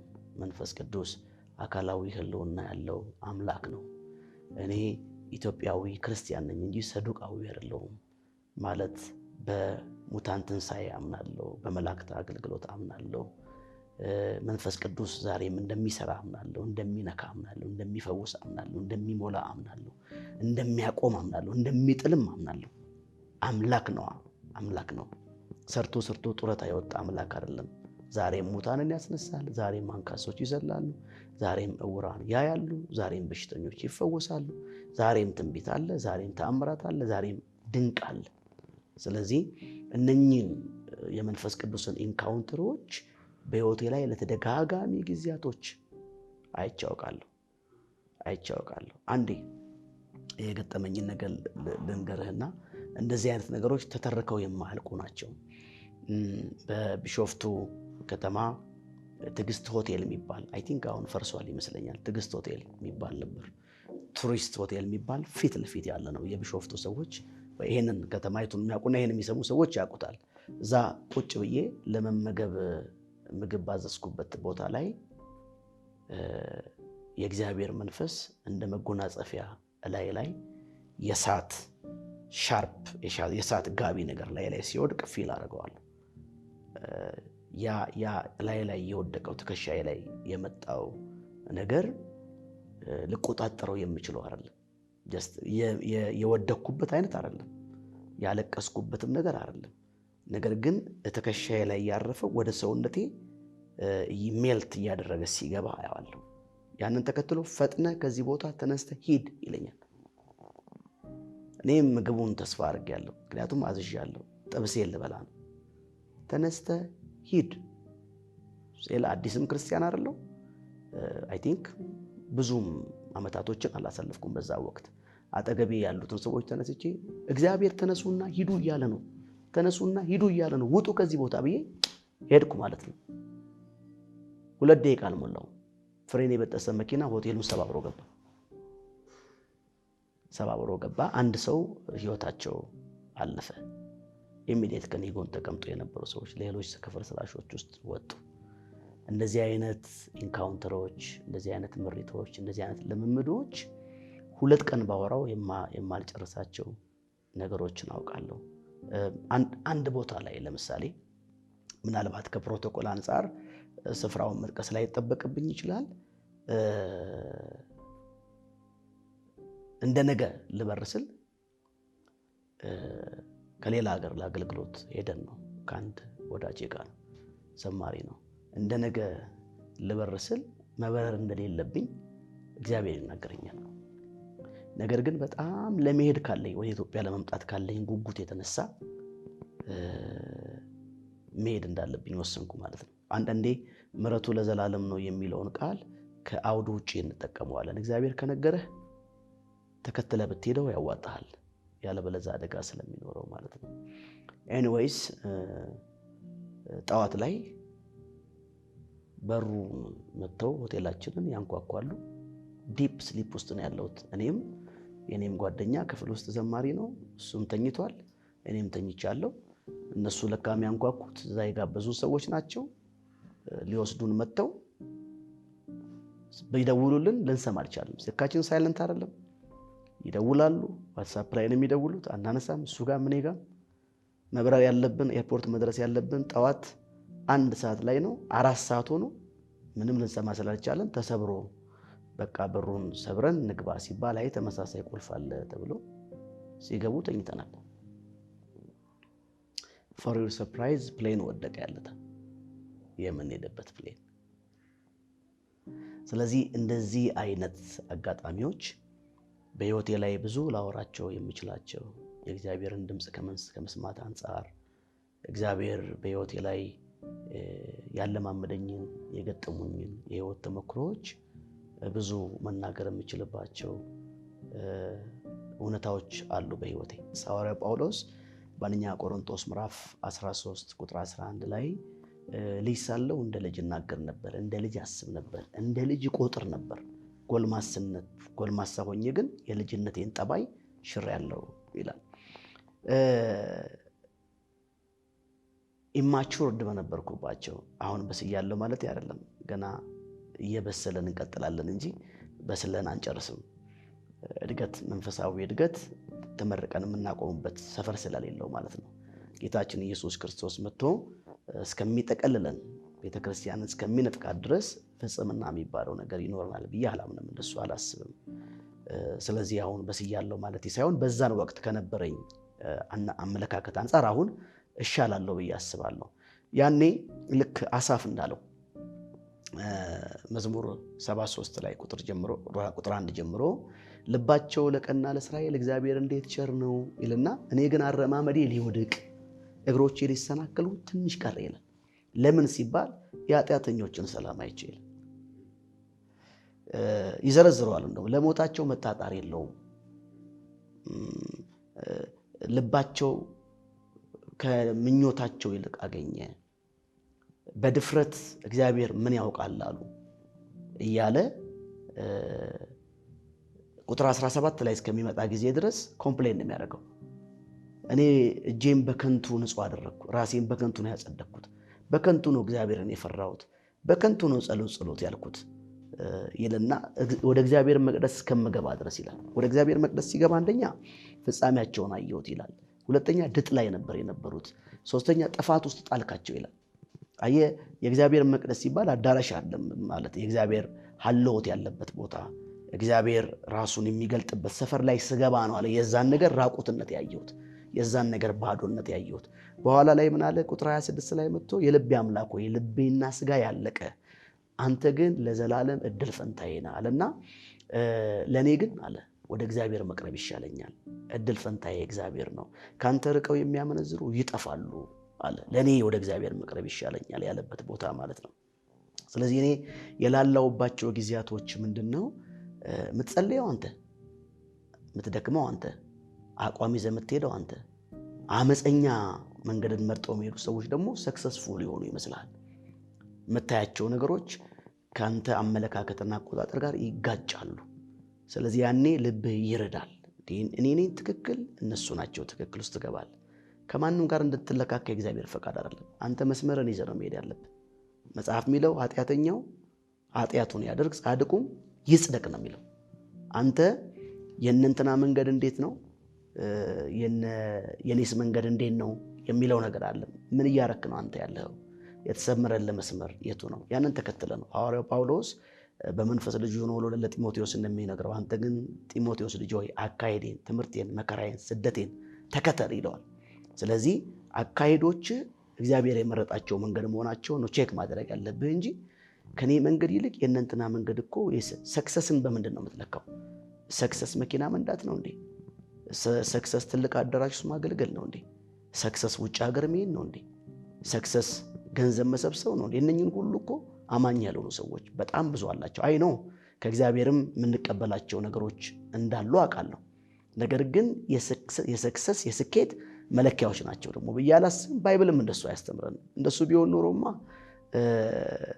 ይሄንን ስም ተሸክመው ስለ እግዚአብሔር ወንጌል ስለተጠሩበት ጥሪ ስለተቀበሉት ሕይወት ትላልቅ ዋጋዎችን የከፈሉ አባቶችን እንደ ሞኝነት ልንቆጥራቸው ነው። ባይብል እሱን አያስተምረንም። ስለዚህ ከዛ ጋር ተያይዞ ልቤ ርዶ ያውቃል። ያኔ ግን ጌታ ይመጣና እኔ ጌታ ብዙ የሚያጽናኝና የሚያጽናናኝ ከህልምም ከራእይም ከፕሮፌሲም ይልቅ በቃሉ ወደ እኔ ይመጣል። በቃሉ ሲመጣ ይጠግነኛል፣ ብድግ ያደርገኛል። በዚህ ጉዳይ ብቻ ሳይሆን በሌሎችም አቅጣጫ ደግሞ ተስፋ ቆርጬ ያውቃል። ለምሳሌ ከመናፍስት ጥቃት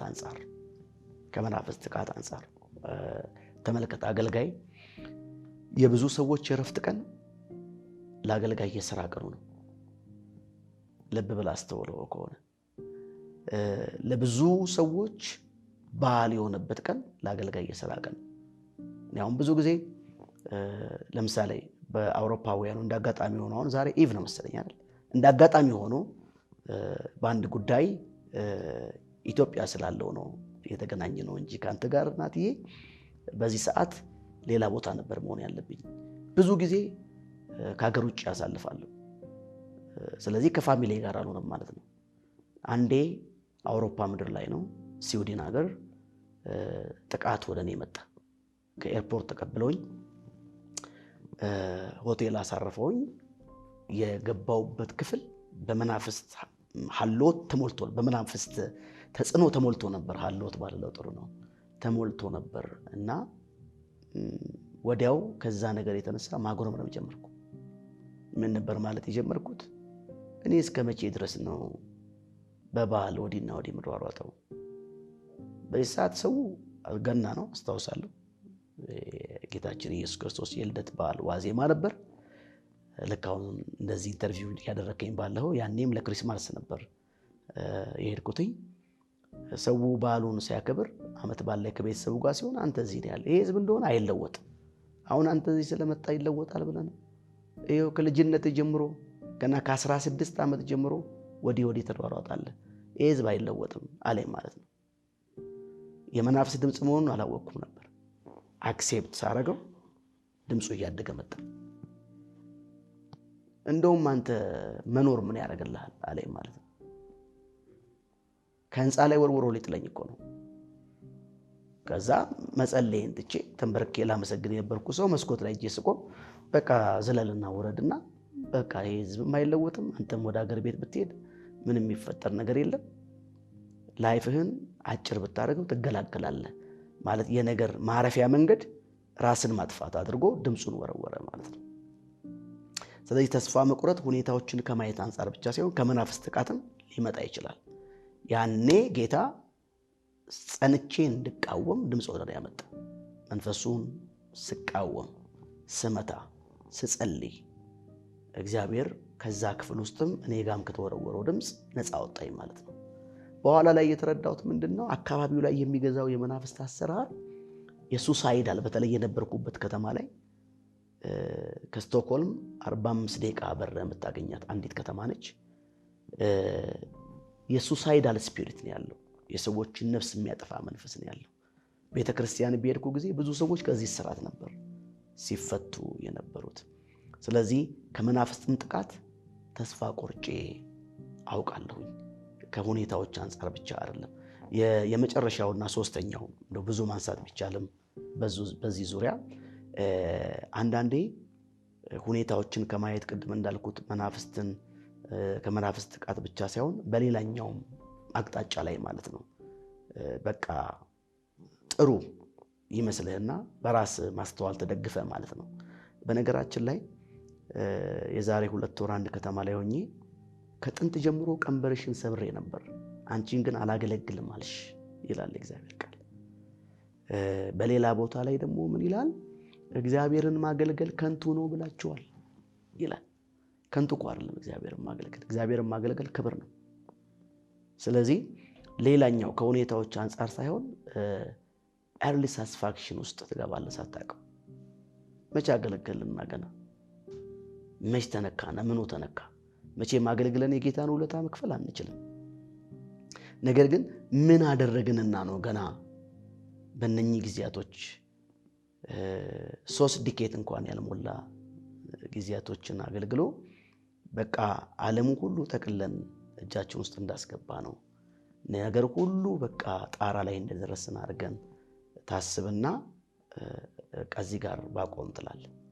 ይህ በቃ እሱም መፈተሽ ያለበት በነገራችን ላይ ፎልስ ሳቲስፋክሽን ነው፣ ሪል አይደለም፣ ጄኒዩን አይደለም፣ እንትን የለውም፣ ሰብስታንስ የለውም እና ሊያወጣ ይፈልጋል ማለት ነው። ስለዚህ ይሄንንም እኔ ጥሩ የሚመስል ግን ጥሩ ያልሆነ የእግዚአብሔር ሐሳብ ያልሆነ ተስፋ መቁረጥ ነው ብዬ ነው ማስበው። ሳታቀው በቃ እንትን አድርጌያለሁ እንትን ሆነ እንትን አድርጓል። ልክ ኤልያስ እንዳለው ከአባቶች አልበልጥም አይነት ነገር የለም።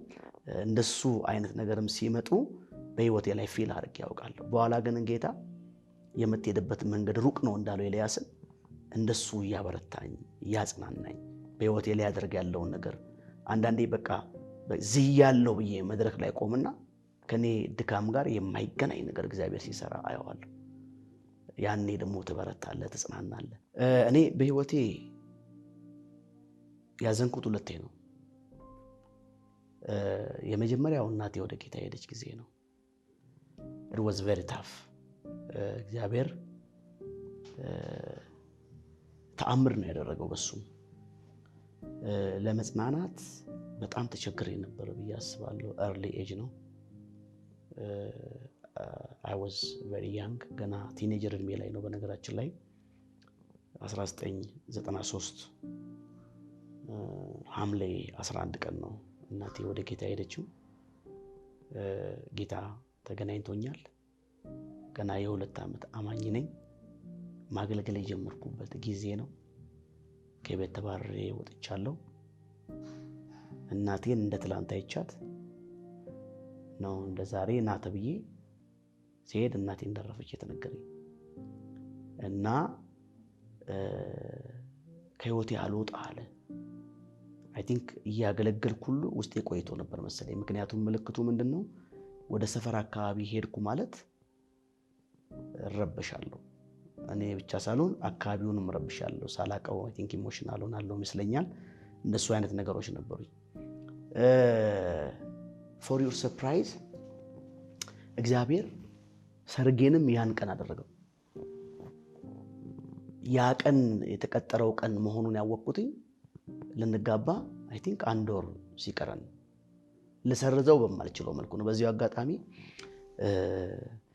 በዛን ወቅት እጮኛዬ የሆነችውን አሁን ባለቤት የሆነችውን ቃል ኪዳን ሽመልስን በጣም ሳላመሰግናት ማለፍ አልፈልግም። ነገርኳት። ቃሊ እናቴ ያረፈችው እኔና አንቺ ልንጋባበት ባለ በዛ ቀን ነው። ሳናቀው ነው ቀኑን በዛ ቀን ያደረግነው። ስለዚህ ቀኑን መቀየር አለብን አልኳት። ነው ምን ችግር አለበት አለች። ለሴት ልጅ ከባድ ነው አይደል? ሰርጋችን የተደረገው እግዚአብሔር ረድቶን እዚሁ አዲስ አበባ ከተማ ውስጥ በሸራተን ሆቴል ነው። ብዙ ቁጥር ያላቸው ሰዎች ተጋብዘዋል። ከመላው ዓለም እንግዶች ቡክ አድርገዋል። አገልጋይ ከመሆኔ ጋር ተያይዞ ብዙ ወዳጆች አሉኝ። የኔም የቃሊን ፋሚሊዎች በጣም ብዙ ናቸው። ዝግጅቶች ኦልሞስት እየተጠናቀቁ ነው። ሽማግሌ ተልከዋል። ካርድ ልንበትን ያለበት ቀን ነው። ሳምንት ነው የቀረው ካርድ ልንበትን። በዚህ መካከል ነገርኳት። ምንም ችግር የለውም ማለት ምንም ችግር የለውም። የኛ ደስታ ነው የሚቀድመው፣ ያንተ ደስታ ይቀድማል። ስለዚህ እናሳልፈው አለች። በጣም አመሰግናለሁ ብያት ላሳልፈው ተፍተፍ ስል ጌታ ሐዘንህን ካንተ ላይ የማነሳበት ምክንያት ስለሆነ ነው ያን ቀን ያደረኩት። ቀኑን እንዳትለውጥ አለኝ። ሐምሌን በምንድን ነው የምታውቀው አንተ? በምድር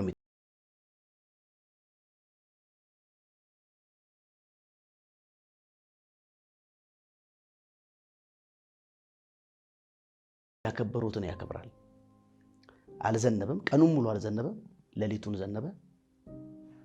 በንጋታው ቀኑን ሙሉ ሰኞ ቀን ዘነበ። የመልሳችን ቀን ማክሰኞ አልዘነበም። ሮብ ዕለት ዘነበ። ሐሙስ የቅልቅላችን ቀን አልዘነበም።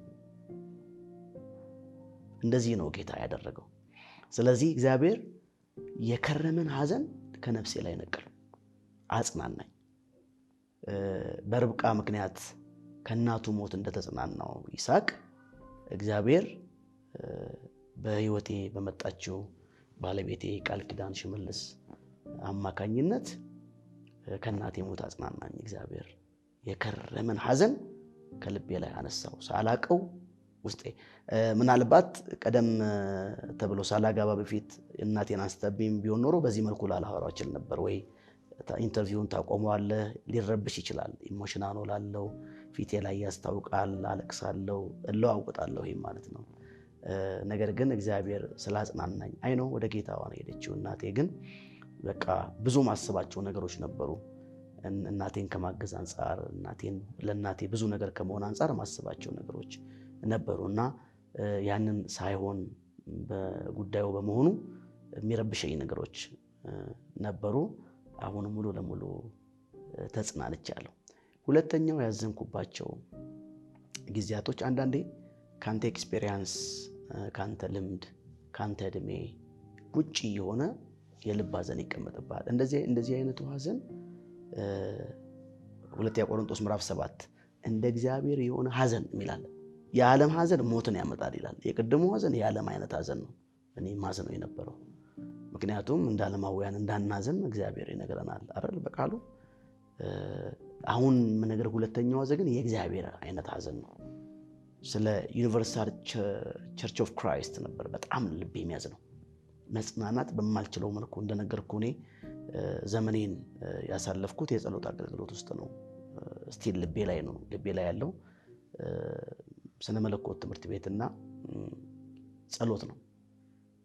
ቸርቾችን ብንተክልም ቸርቾችን ዳይሬክት ሊድ አላደርግም። ፕላንት አድርጌ ቸርቾች ፓስተሮች እንዲመሩ ኃላፊነቱን ሰጥቼ ተዋለሁ እንጂ ዳይሬክት አልመራም። ጸሎት ግን ልቤ ላይ አለ እና በጸሎት ቦታዬ ላይ ለረጅም ጊዜያቶች ሆኑ የክርስቶስን ቤተክርስቲያን በተመለከተ ሐዘን ነበር። ልክ ነህምያ ይሄ የልብ ሐዘን ነው እንጂ እንዳለው እንደዛ ነበረ ማለት ነው። በቃ ጌታ እንደዚህ ልትተወን ነው እላለሁ። ክብርት ቤተክርስቲያን የኔ የምትላት ቤተክርስቲያን አሁን ባለንበት ሁኔታ ልትተወው ነው እላለሁ እና ብዙ መድረኮች ላይ ተናግሬያለሁ። ስለ ሐዘኔ ሳይሆን እግዚአብሔር የተናገረኝ ማለት ነው። በዚህ ሐዘን ውስጥ እያለው እግዚአብሔር የመጀመሪያውን ዝናብ በሐዋርያት ላይ እንዳዘነብኩ ሁለተኛውን ዝናብ በአፍሪካ ላይ ይመጣል። እሱም ቤተክርስቲያንን ለንጥቀት የሚያዘጋጃት ዝናብ ነው። ጅማሬውም ከኢትዮጵያ ይሆናል።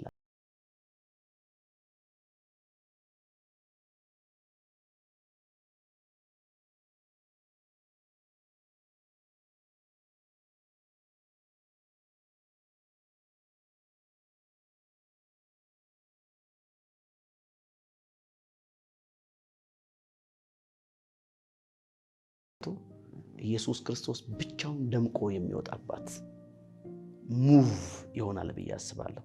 ሙቭመንት ይሆናል ብዬ አምናለሁ። ከሪቫይቫል ያለፈ ግሎሪ ይመጣል ብዬ አምናለሁ። እግዚአብሔር ካወራኝ አንፃር ማለት ነው። ያ እኛን ባለ ንብረት ሊያደርገን አይደለም የሚመጣው። እኔን ፌመስ ሊያደርገኝ አይደለም የሚመጣው። የምትነጠቀውን ቤተክርስቲያን ሊያዘጋጃት፣ ሙሽራይቱን ሊያዘጋጃት፣ በጌታ ደግሞ የሚያገለግሉትን ወንድሞች ለመኖር ብቻ ሳይሆን ለሞት የሚያዘጋጃቸው እንደ አባቶቻችን እንደነ ሐዋርያው ማቴዎስ እንደነ ጳውሎስ ሞት እንዳሳቀቃቸው ሳይሆን ሞት ላይ ስቀው እንዳለፉ አባቶች የሚያስጀግነን ጊዜ ይመጣል ብዬ አስባለሁ። ይሄ ደግሞ ህልም አይደለም፣ ይሄ እውነት ነው። የማቴዎስ ወንጌል ምዕራፍ 24 ቁጥር 14 ለዓለም ሁሉ ምስክር እንዲሆን የዚህ መንግስት ወንጌል በዓለም ሁሉ ይሰበካል፣ ከዛ መጨረሻው ይመጣል ይላል። መጨረሻው የሐሰተኛ ነቢያት መነሳት አይደለም። መጨረሻው ወንድም በወንድም ላይ መነሳቱ፣ ጦርና የጦር ወሬ መስማታችን፣ መንግስት በመንግስት ላይ እነኚህ የመጣር መጀመሪያዎች ናቸው። መጨረሻው የኢየሱስ ክርስቶስ ወንጌል ለአሕዛብ ሁሉ ምስክር እንዲሆን በዓለም ሁሉ ይሰበካል።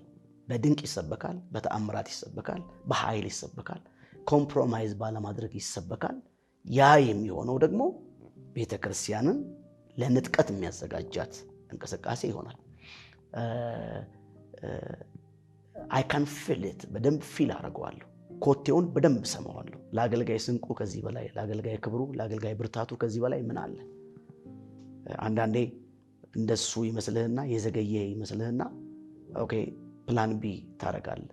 ቢያንስ የሆነ ሳሙዌር ሄጄ ሴትል ላረግ ትላለህ። የሆነ ቦታ ላይ ሄጄ ልቀመጥ ትላለህ፣ ወይ ሌላ ሀገር ላይ ወይ የሆነ እንደዚህ ልክ እንደ ዴማስ የለም የራስን ቢዝነስ ለማድረግ ታስባለህ። ግን የእግዚአብሔር ቃል እንደሚናገረው እናንተ የምትጠብቁት ጌታ በድንገት ወደ መቅደሱ ይመጣል እንደሚል የእግዚአብሔርን ቤት ውበት፣ የእግዚአብሔርን ቤት ክብር፣ የእግዚአብሔርን ቤት የወንጌል ኃይል ወደ ትክክለኛ ሰፈሩ የሚመልስ ሙቭመንት በምድራችን በኢትዮጵያ ላይ አፍሪካንም አልፎ ዓለምን የሚነካ ነገር ይሆናል።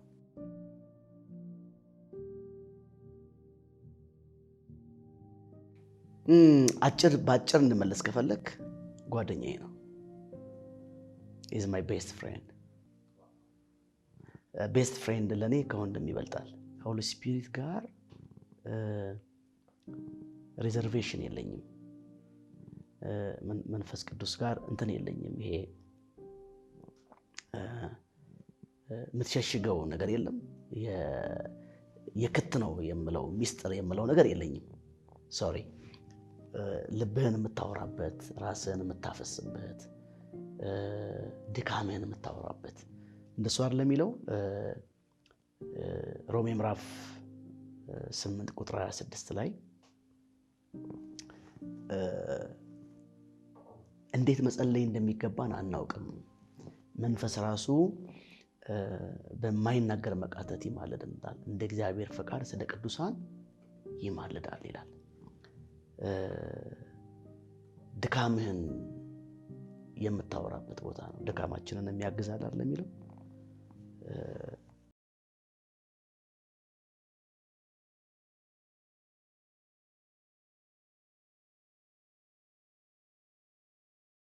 ለመጠበቅ ፕሮግራሞቹን ለማሟሟቅ አይደለም። እንደዛም አይነት ሰው አይደለም።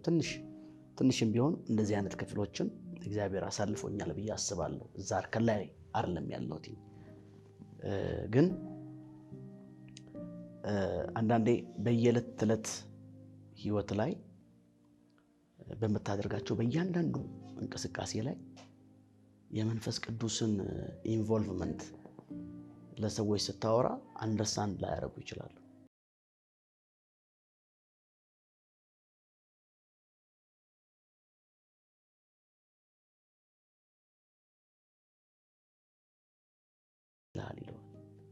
ባይብል ግን ይናገራል ይሄንን።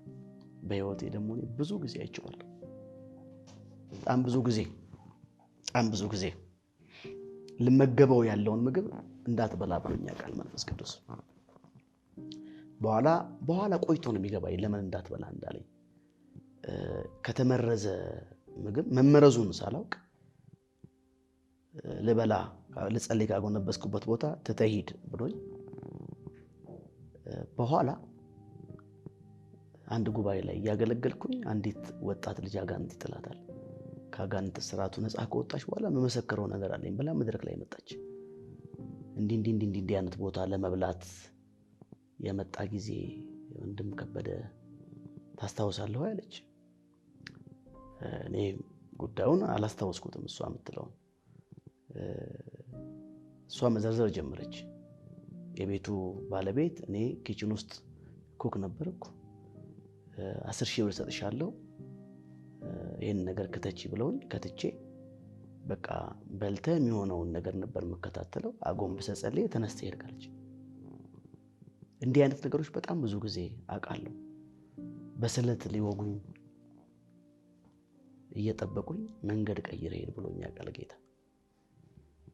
እዚሁ አዲስ ከተማ አካባቢ አንድ ሰው ሊገለኝ የሚችልን ሰው ገዝቶብኝ ከዚህ ከወንጌል ጋር በተያያዘ ነው። ሌላ ምንም የለኝም። አንዳንዴ የምትጽፋቸው ጽሁፎች፣ የምትናገራቸው ንግግሮች፣ ስብከቶች፣ ትምህርቶች ምናምን ግለሰቦች ከነሱ ጋር ያያይዙትና የነሱን ህይወት የረበሽክ የነሱን እንጀራ የነካ የሚመስላቸው ጊዜ ይመጣልና ለህይወቴ አደጋ ያለውን ሰው ቀጥረው ከሁለት ሴቶች ጋር አንድን ሰው ልከው ሴቶቹ መኪና ውስጥ ነው ይጠብቃሉ። እኔ ወጥቼ መኪናዬ ጋር ለመግባት አስታውሳለሁ። አዲስ ከተማ ገነት ቤተክርስቲያን አገልግዬ ነው። መኪናዬ ጋር ስጠጋ የቆመው ሰው ልግባ ስለው ዘለግባ አለኝ። አይ መኪናዋ የኔ ናት ስለው ደንግጦ ሄደ። ምንድነው ብዬ ነው መኪናዬን አንስቼ ሄድኩኝ። እነኛ ሁለት ሴቶች ቢሮዬ ድረስ መጡ። በአመቱ አንድ ጋዜጠኛ ይዘው፣ ምናልባት ስማቸውን መጥራት አይጠበቅብኝም። ያን ጋዜጠኛ ይዘው መጥተው ከቤ ልትከሰን ከፈለክ ከሰሰን፣ ካሳሰርከን አሳሰረን፣ ከላይ የሚባል ሰው እንደዚህ አድርጎን እንደዚህ ብሎ እንደዚህ አድርጉ ብሎ እንደዚህ ሰው ገዝተን ይዘን መጣን። በኋላ ግን ደግሞ አንደኛው አማኝ ናት። ይሄን ራሱ የምታደርገው ማለት ነው። የተገዛው ልጅ አማኙን አይሆን አላውቅም። ኤኒዌይስ ልጁ መጥቶ ምን አላቸው? ልታስገድሉኝ ነው እኔን ሄድና ግደለው ያላችሁ ልጅ በአሜሪካ ወታደሮች ይጠበቃል፣ የአሜሪካ ወታደሮች አጅበውት ነው የመጣው አላቸው። እኔ አጃባይ ጌታ ኢየሱስ ነው፣ አጃቤ መንፈስ ቅዱስ ነው፣ የሚከልለኝ እሱ ነው። አባቶቻችን ከደመናው በታች ነበሩ ይላል አይደል? በደመና አምድ ይመራቸው ነበር። ቀን በደመና አምድ፣ ሌሊት በእሳት አምድ ይመራቸው ነበር። የኔ ሰራዊት መንፈስ ቅዱስ ነው። የኔ መሪ፣ የኔ አስወጪ አስገቢ መንፈስ ቅዱስ ነው። የኔ ከለላ መንፈስ ቅዱስ ነው። መሪ መንፈስ ቅዱስ ነው። በእያንዳንዱ እንቅስቃሴዎቼ ላይ መንፈስ ቅዱስ ነው። አንዳንዴ ቀጠሮ እንኳን ኖረኝ ከቤቴ እንዳልወጣ ቤቴ የጸለይኩ እንድቆይ ይመጣና ክፍሌን ይሞላዋል። በጣም ማልቀርባቸው የሚያጓጉ ቀጠሮች በኋላ ነው የሚገባኝ ለምን እንደቀረው ማለት ነው። እና መንፈስ ቅዱስ ለኔ ጓደኛዬ ነው፣ የልቤ ነው፣ ወዳጄ ነው፣ ቅርቤ ነው፣ ሚስጥረኛዬ ነው። ለማንም ለሚስቴ ማላወራው ቅድም ለነገርኩ ጓደኛዬ ማልነግረው ለመንፈስ ቅዱስ ነግረዋለሁ። መንፈስ ቅዱስ ጋር የሚሸፍነው ምንም ነገር የለም። ይገርመኛል ራሱ አምላክ ባንተ ውስጥ ሲኖር አይገርም? እና ጓደኛዬ ነው ስል ለኔ ትርጉሙ ብዙ ነው። ራስን ያለ መንፈስ ቅዱስ ማሰብ ምናልባት ሌላኛው ኤክስትሪም ላይ እንዳልሄድ ሲኦል የሚባል ቦታ እንዳለ አውቃለሁ፣ አምናለሁ። ግን ሲኦል ማለት ሪል ሲኦል ማለት ለኔ ያለ መንፈስ ቅዱስ ያለ ህይወት ነው። ለኔ ሲኦል ያ ነው። ለኔ ሲኦል ያኛው ቦታ አይደለም። አለ ሲኦል የሚባል ቦታ አለ። ገነትም ቢሆን ወይ ደግሞ መንግስተ ሰማይም ቢሆን ያለ ሆሊ ስፒሪት ከሆነ ሲኦል ነው ለኔ። ስለዚህ ይሄንን ወደ ግል ህይወቴም ወደ ቤተ ክርስቲያንም አምጣው ካልከኝ ተመሳሳይ ነው። ራሴን ያለ ሆሊ ስፒሪት አንድ ቀን አይደለም ሰከንድ ማሰብ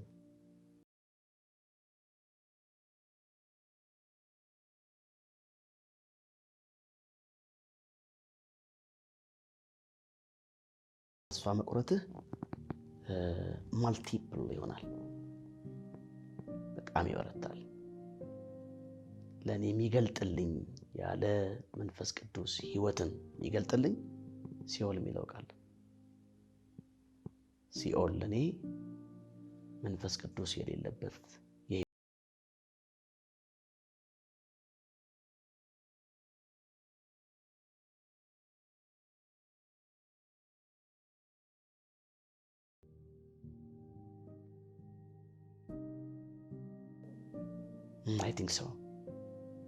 I think so. ለምን እንደዚህ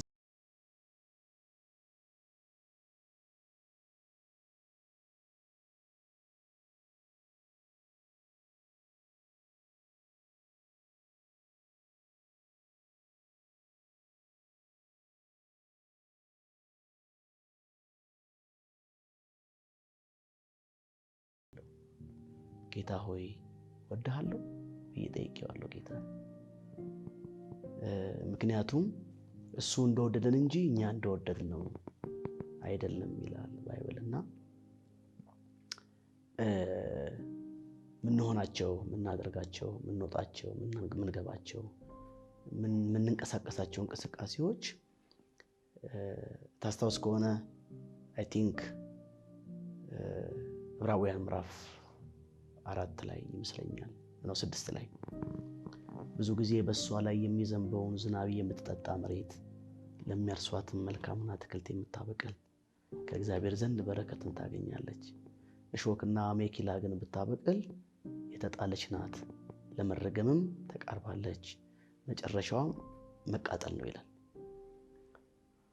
ኢሳይያስ 5 ላይ ደግሞ ለወይኔ ቦታ ያላደረኩለት አድርግለት ዘንድ ከዚህ ሌላ የሚገባኝ ምንድነው? እሾኩን ለቅሜ ያወጣው ድንጋዩን አስወገድኩኝ፣ ምርጥ የሆነውን ሐረግ ተከልኩበት። መልካም ፍሬ ያፈራል ብዬ ስተማመን ሆምጣጣ ፍሬ ያፈራ ይላል። እና ለምንድነው ጌታ ሆይ ወድሃለሁ ወይ ብዬ የምጠይቀው? ከሆነልን ነገር አንፃር እየሆንኩት ያለው ነገር ሚዛን ያደፋብኝ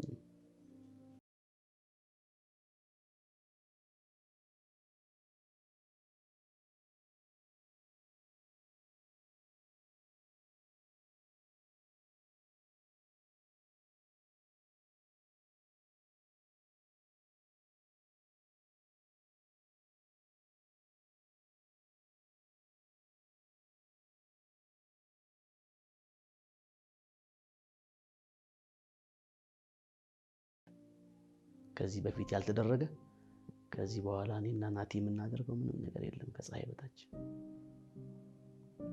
አገልግሎት ነው፣ ከዚህ በፊት ሌሎች አገልግለዋል። ታምራት ነው፣ በሌሎች ህይወት ተገልጠዋል። ገንዘብ ነው፣ ሌሎች ይዘውታል፣ ይይዛሉ። ትዳር ነው፣ አግብተዋል፣ አግብተናል፣ ያገባሉ። ካላገባችሁም ታገባላችሁ። እዚህም ያላችሁ እንደማች ዝና ነው፣ ይመጣል፣ ይሄዳል። ሁሉም በመደረግ ሊጠፉ የተወሰኑ ናቸው። በጌታ መሆን፣ ለጌታ መሆን፣ ጌታ ጋር መሆን የመሰለ ነገር የለም።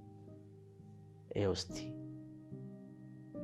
ሞት ራሱ የሚሞትበት ሰፈር፣ ሰይጣን የተጣለበት ቦታ። እንደምታውቀው ሰይጣንኛ ሰፈር እንጂ እዛ የለም፣ ከተባረረ ቆይቷል። ጎጠኛ፣ ዘረኛ፣ ጎሰኛ የለም። ኢትዮጵያዊ፣ ኤርትራዊ፣ ፈረንጅ፣ አሜሪካዊ፣ ካናዳዊ የለም።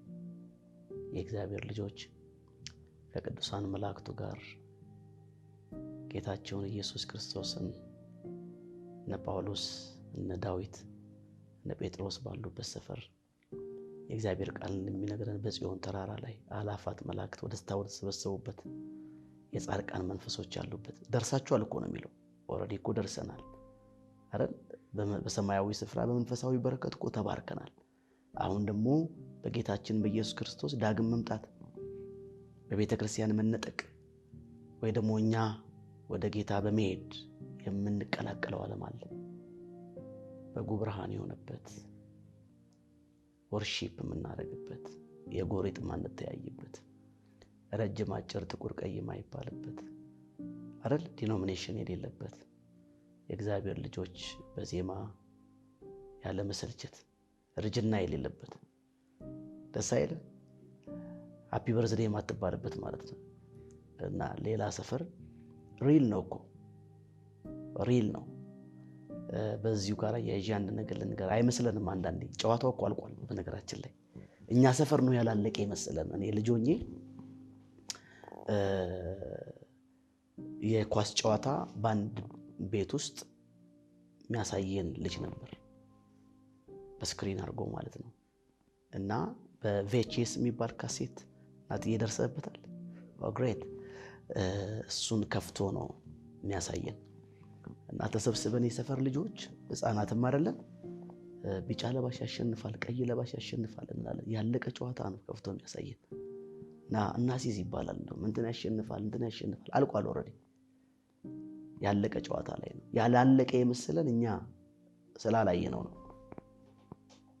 ባይብል ቼክ ስታደርገው ይነግራል። ያላለቀ መስለን ለኛ ነው። ነገር አልቋል። የዚህ ዓለም ፍጻሜ ዋን ዴይ ይሄ ዩኒቨርስ እንደ ብድርስ ተጠቅልሎ ያልፋል። ከዋክብት ወድቀው ያጠፉታል። በታላቅ ትኩሳት ይፈታል፣ ያልፋል። ይሄ እኛ ጋር ነው ያላለፈ የመሰለን። ተደምድሟል፣ አልቋል፣ አልቋል። ስለዚህ የሚያጓጓ ዓለም አይደለም። ምንኖርበትም ዋናው አጀንዳ ብዙዎችን ወደ ክርስቶስ ለማምጣት በውስጣችን የተቀመጠ የእግዚአብሔርን አጀንዳ ለማስፋት እንጂ የሚያጓጓኝ ዋና ነገር ምንድነው ካልክ ጳውሎስ እንዳለው ነው የምለው። ያን ያክል እንኳን ባለፈም ግን እንደው ግርግር እየተከተልኩ በረቀትም ቢሆን ናፍቆቴ ከጌታ ጋር መሆን፣ እዛ መኖር ነው፣ እዛ መገኘት ነው። ከዛ በላይ የሚያጓጓኝ ምንም ነገር የለም። ጉጉቴ እሱ ነው። በጣም በሚገርም ተአምራት ማገልገል አይደለም። አገልግያለሁ፣ እያገለገልኩ ነው፣ አገለግላለሁ። ትራቭል ማድረግ ምናምን አይደለም። በደንብ ትራቭል አድርጌያለሁ። ከ16 ዓመት ጀምሮ ነው ትራቭል ማድረግ። ብዙ የዓለም ክፍል ትራቭል አድርጌያለሁ። ብዙ ከእድሜ በላይ ሆኖ ማለት ነው። የእኛም ህዝቦች ጋር ሌሎችም ህዝቦች ጋር። የሚያጓጓኝ ግን በቃ አሁን ያልኳቸው ነገር ነው።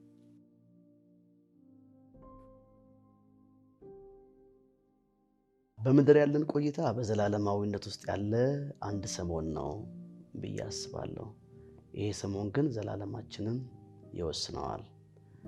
ስለዚህ ሰሞን በምትባለው በምድር ቆይታችን ላይ ጌታ ኢየሱስ ክርስቶስ በህይወት ላይ ወይ በህይወትሽ ላይ ምን አይነት ቦታ አለው? ሰማይ ሪል ነው። እግዚአብሔር የእውነት ነው።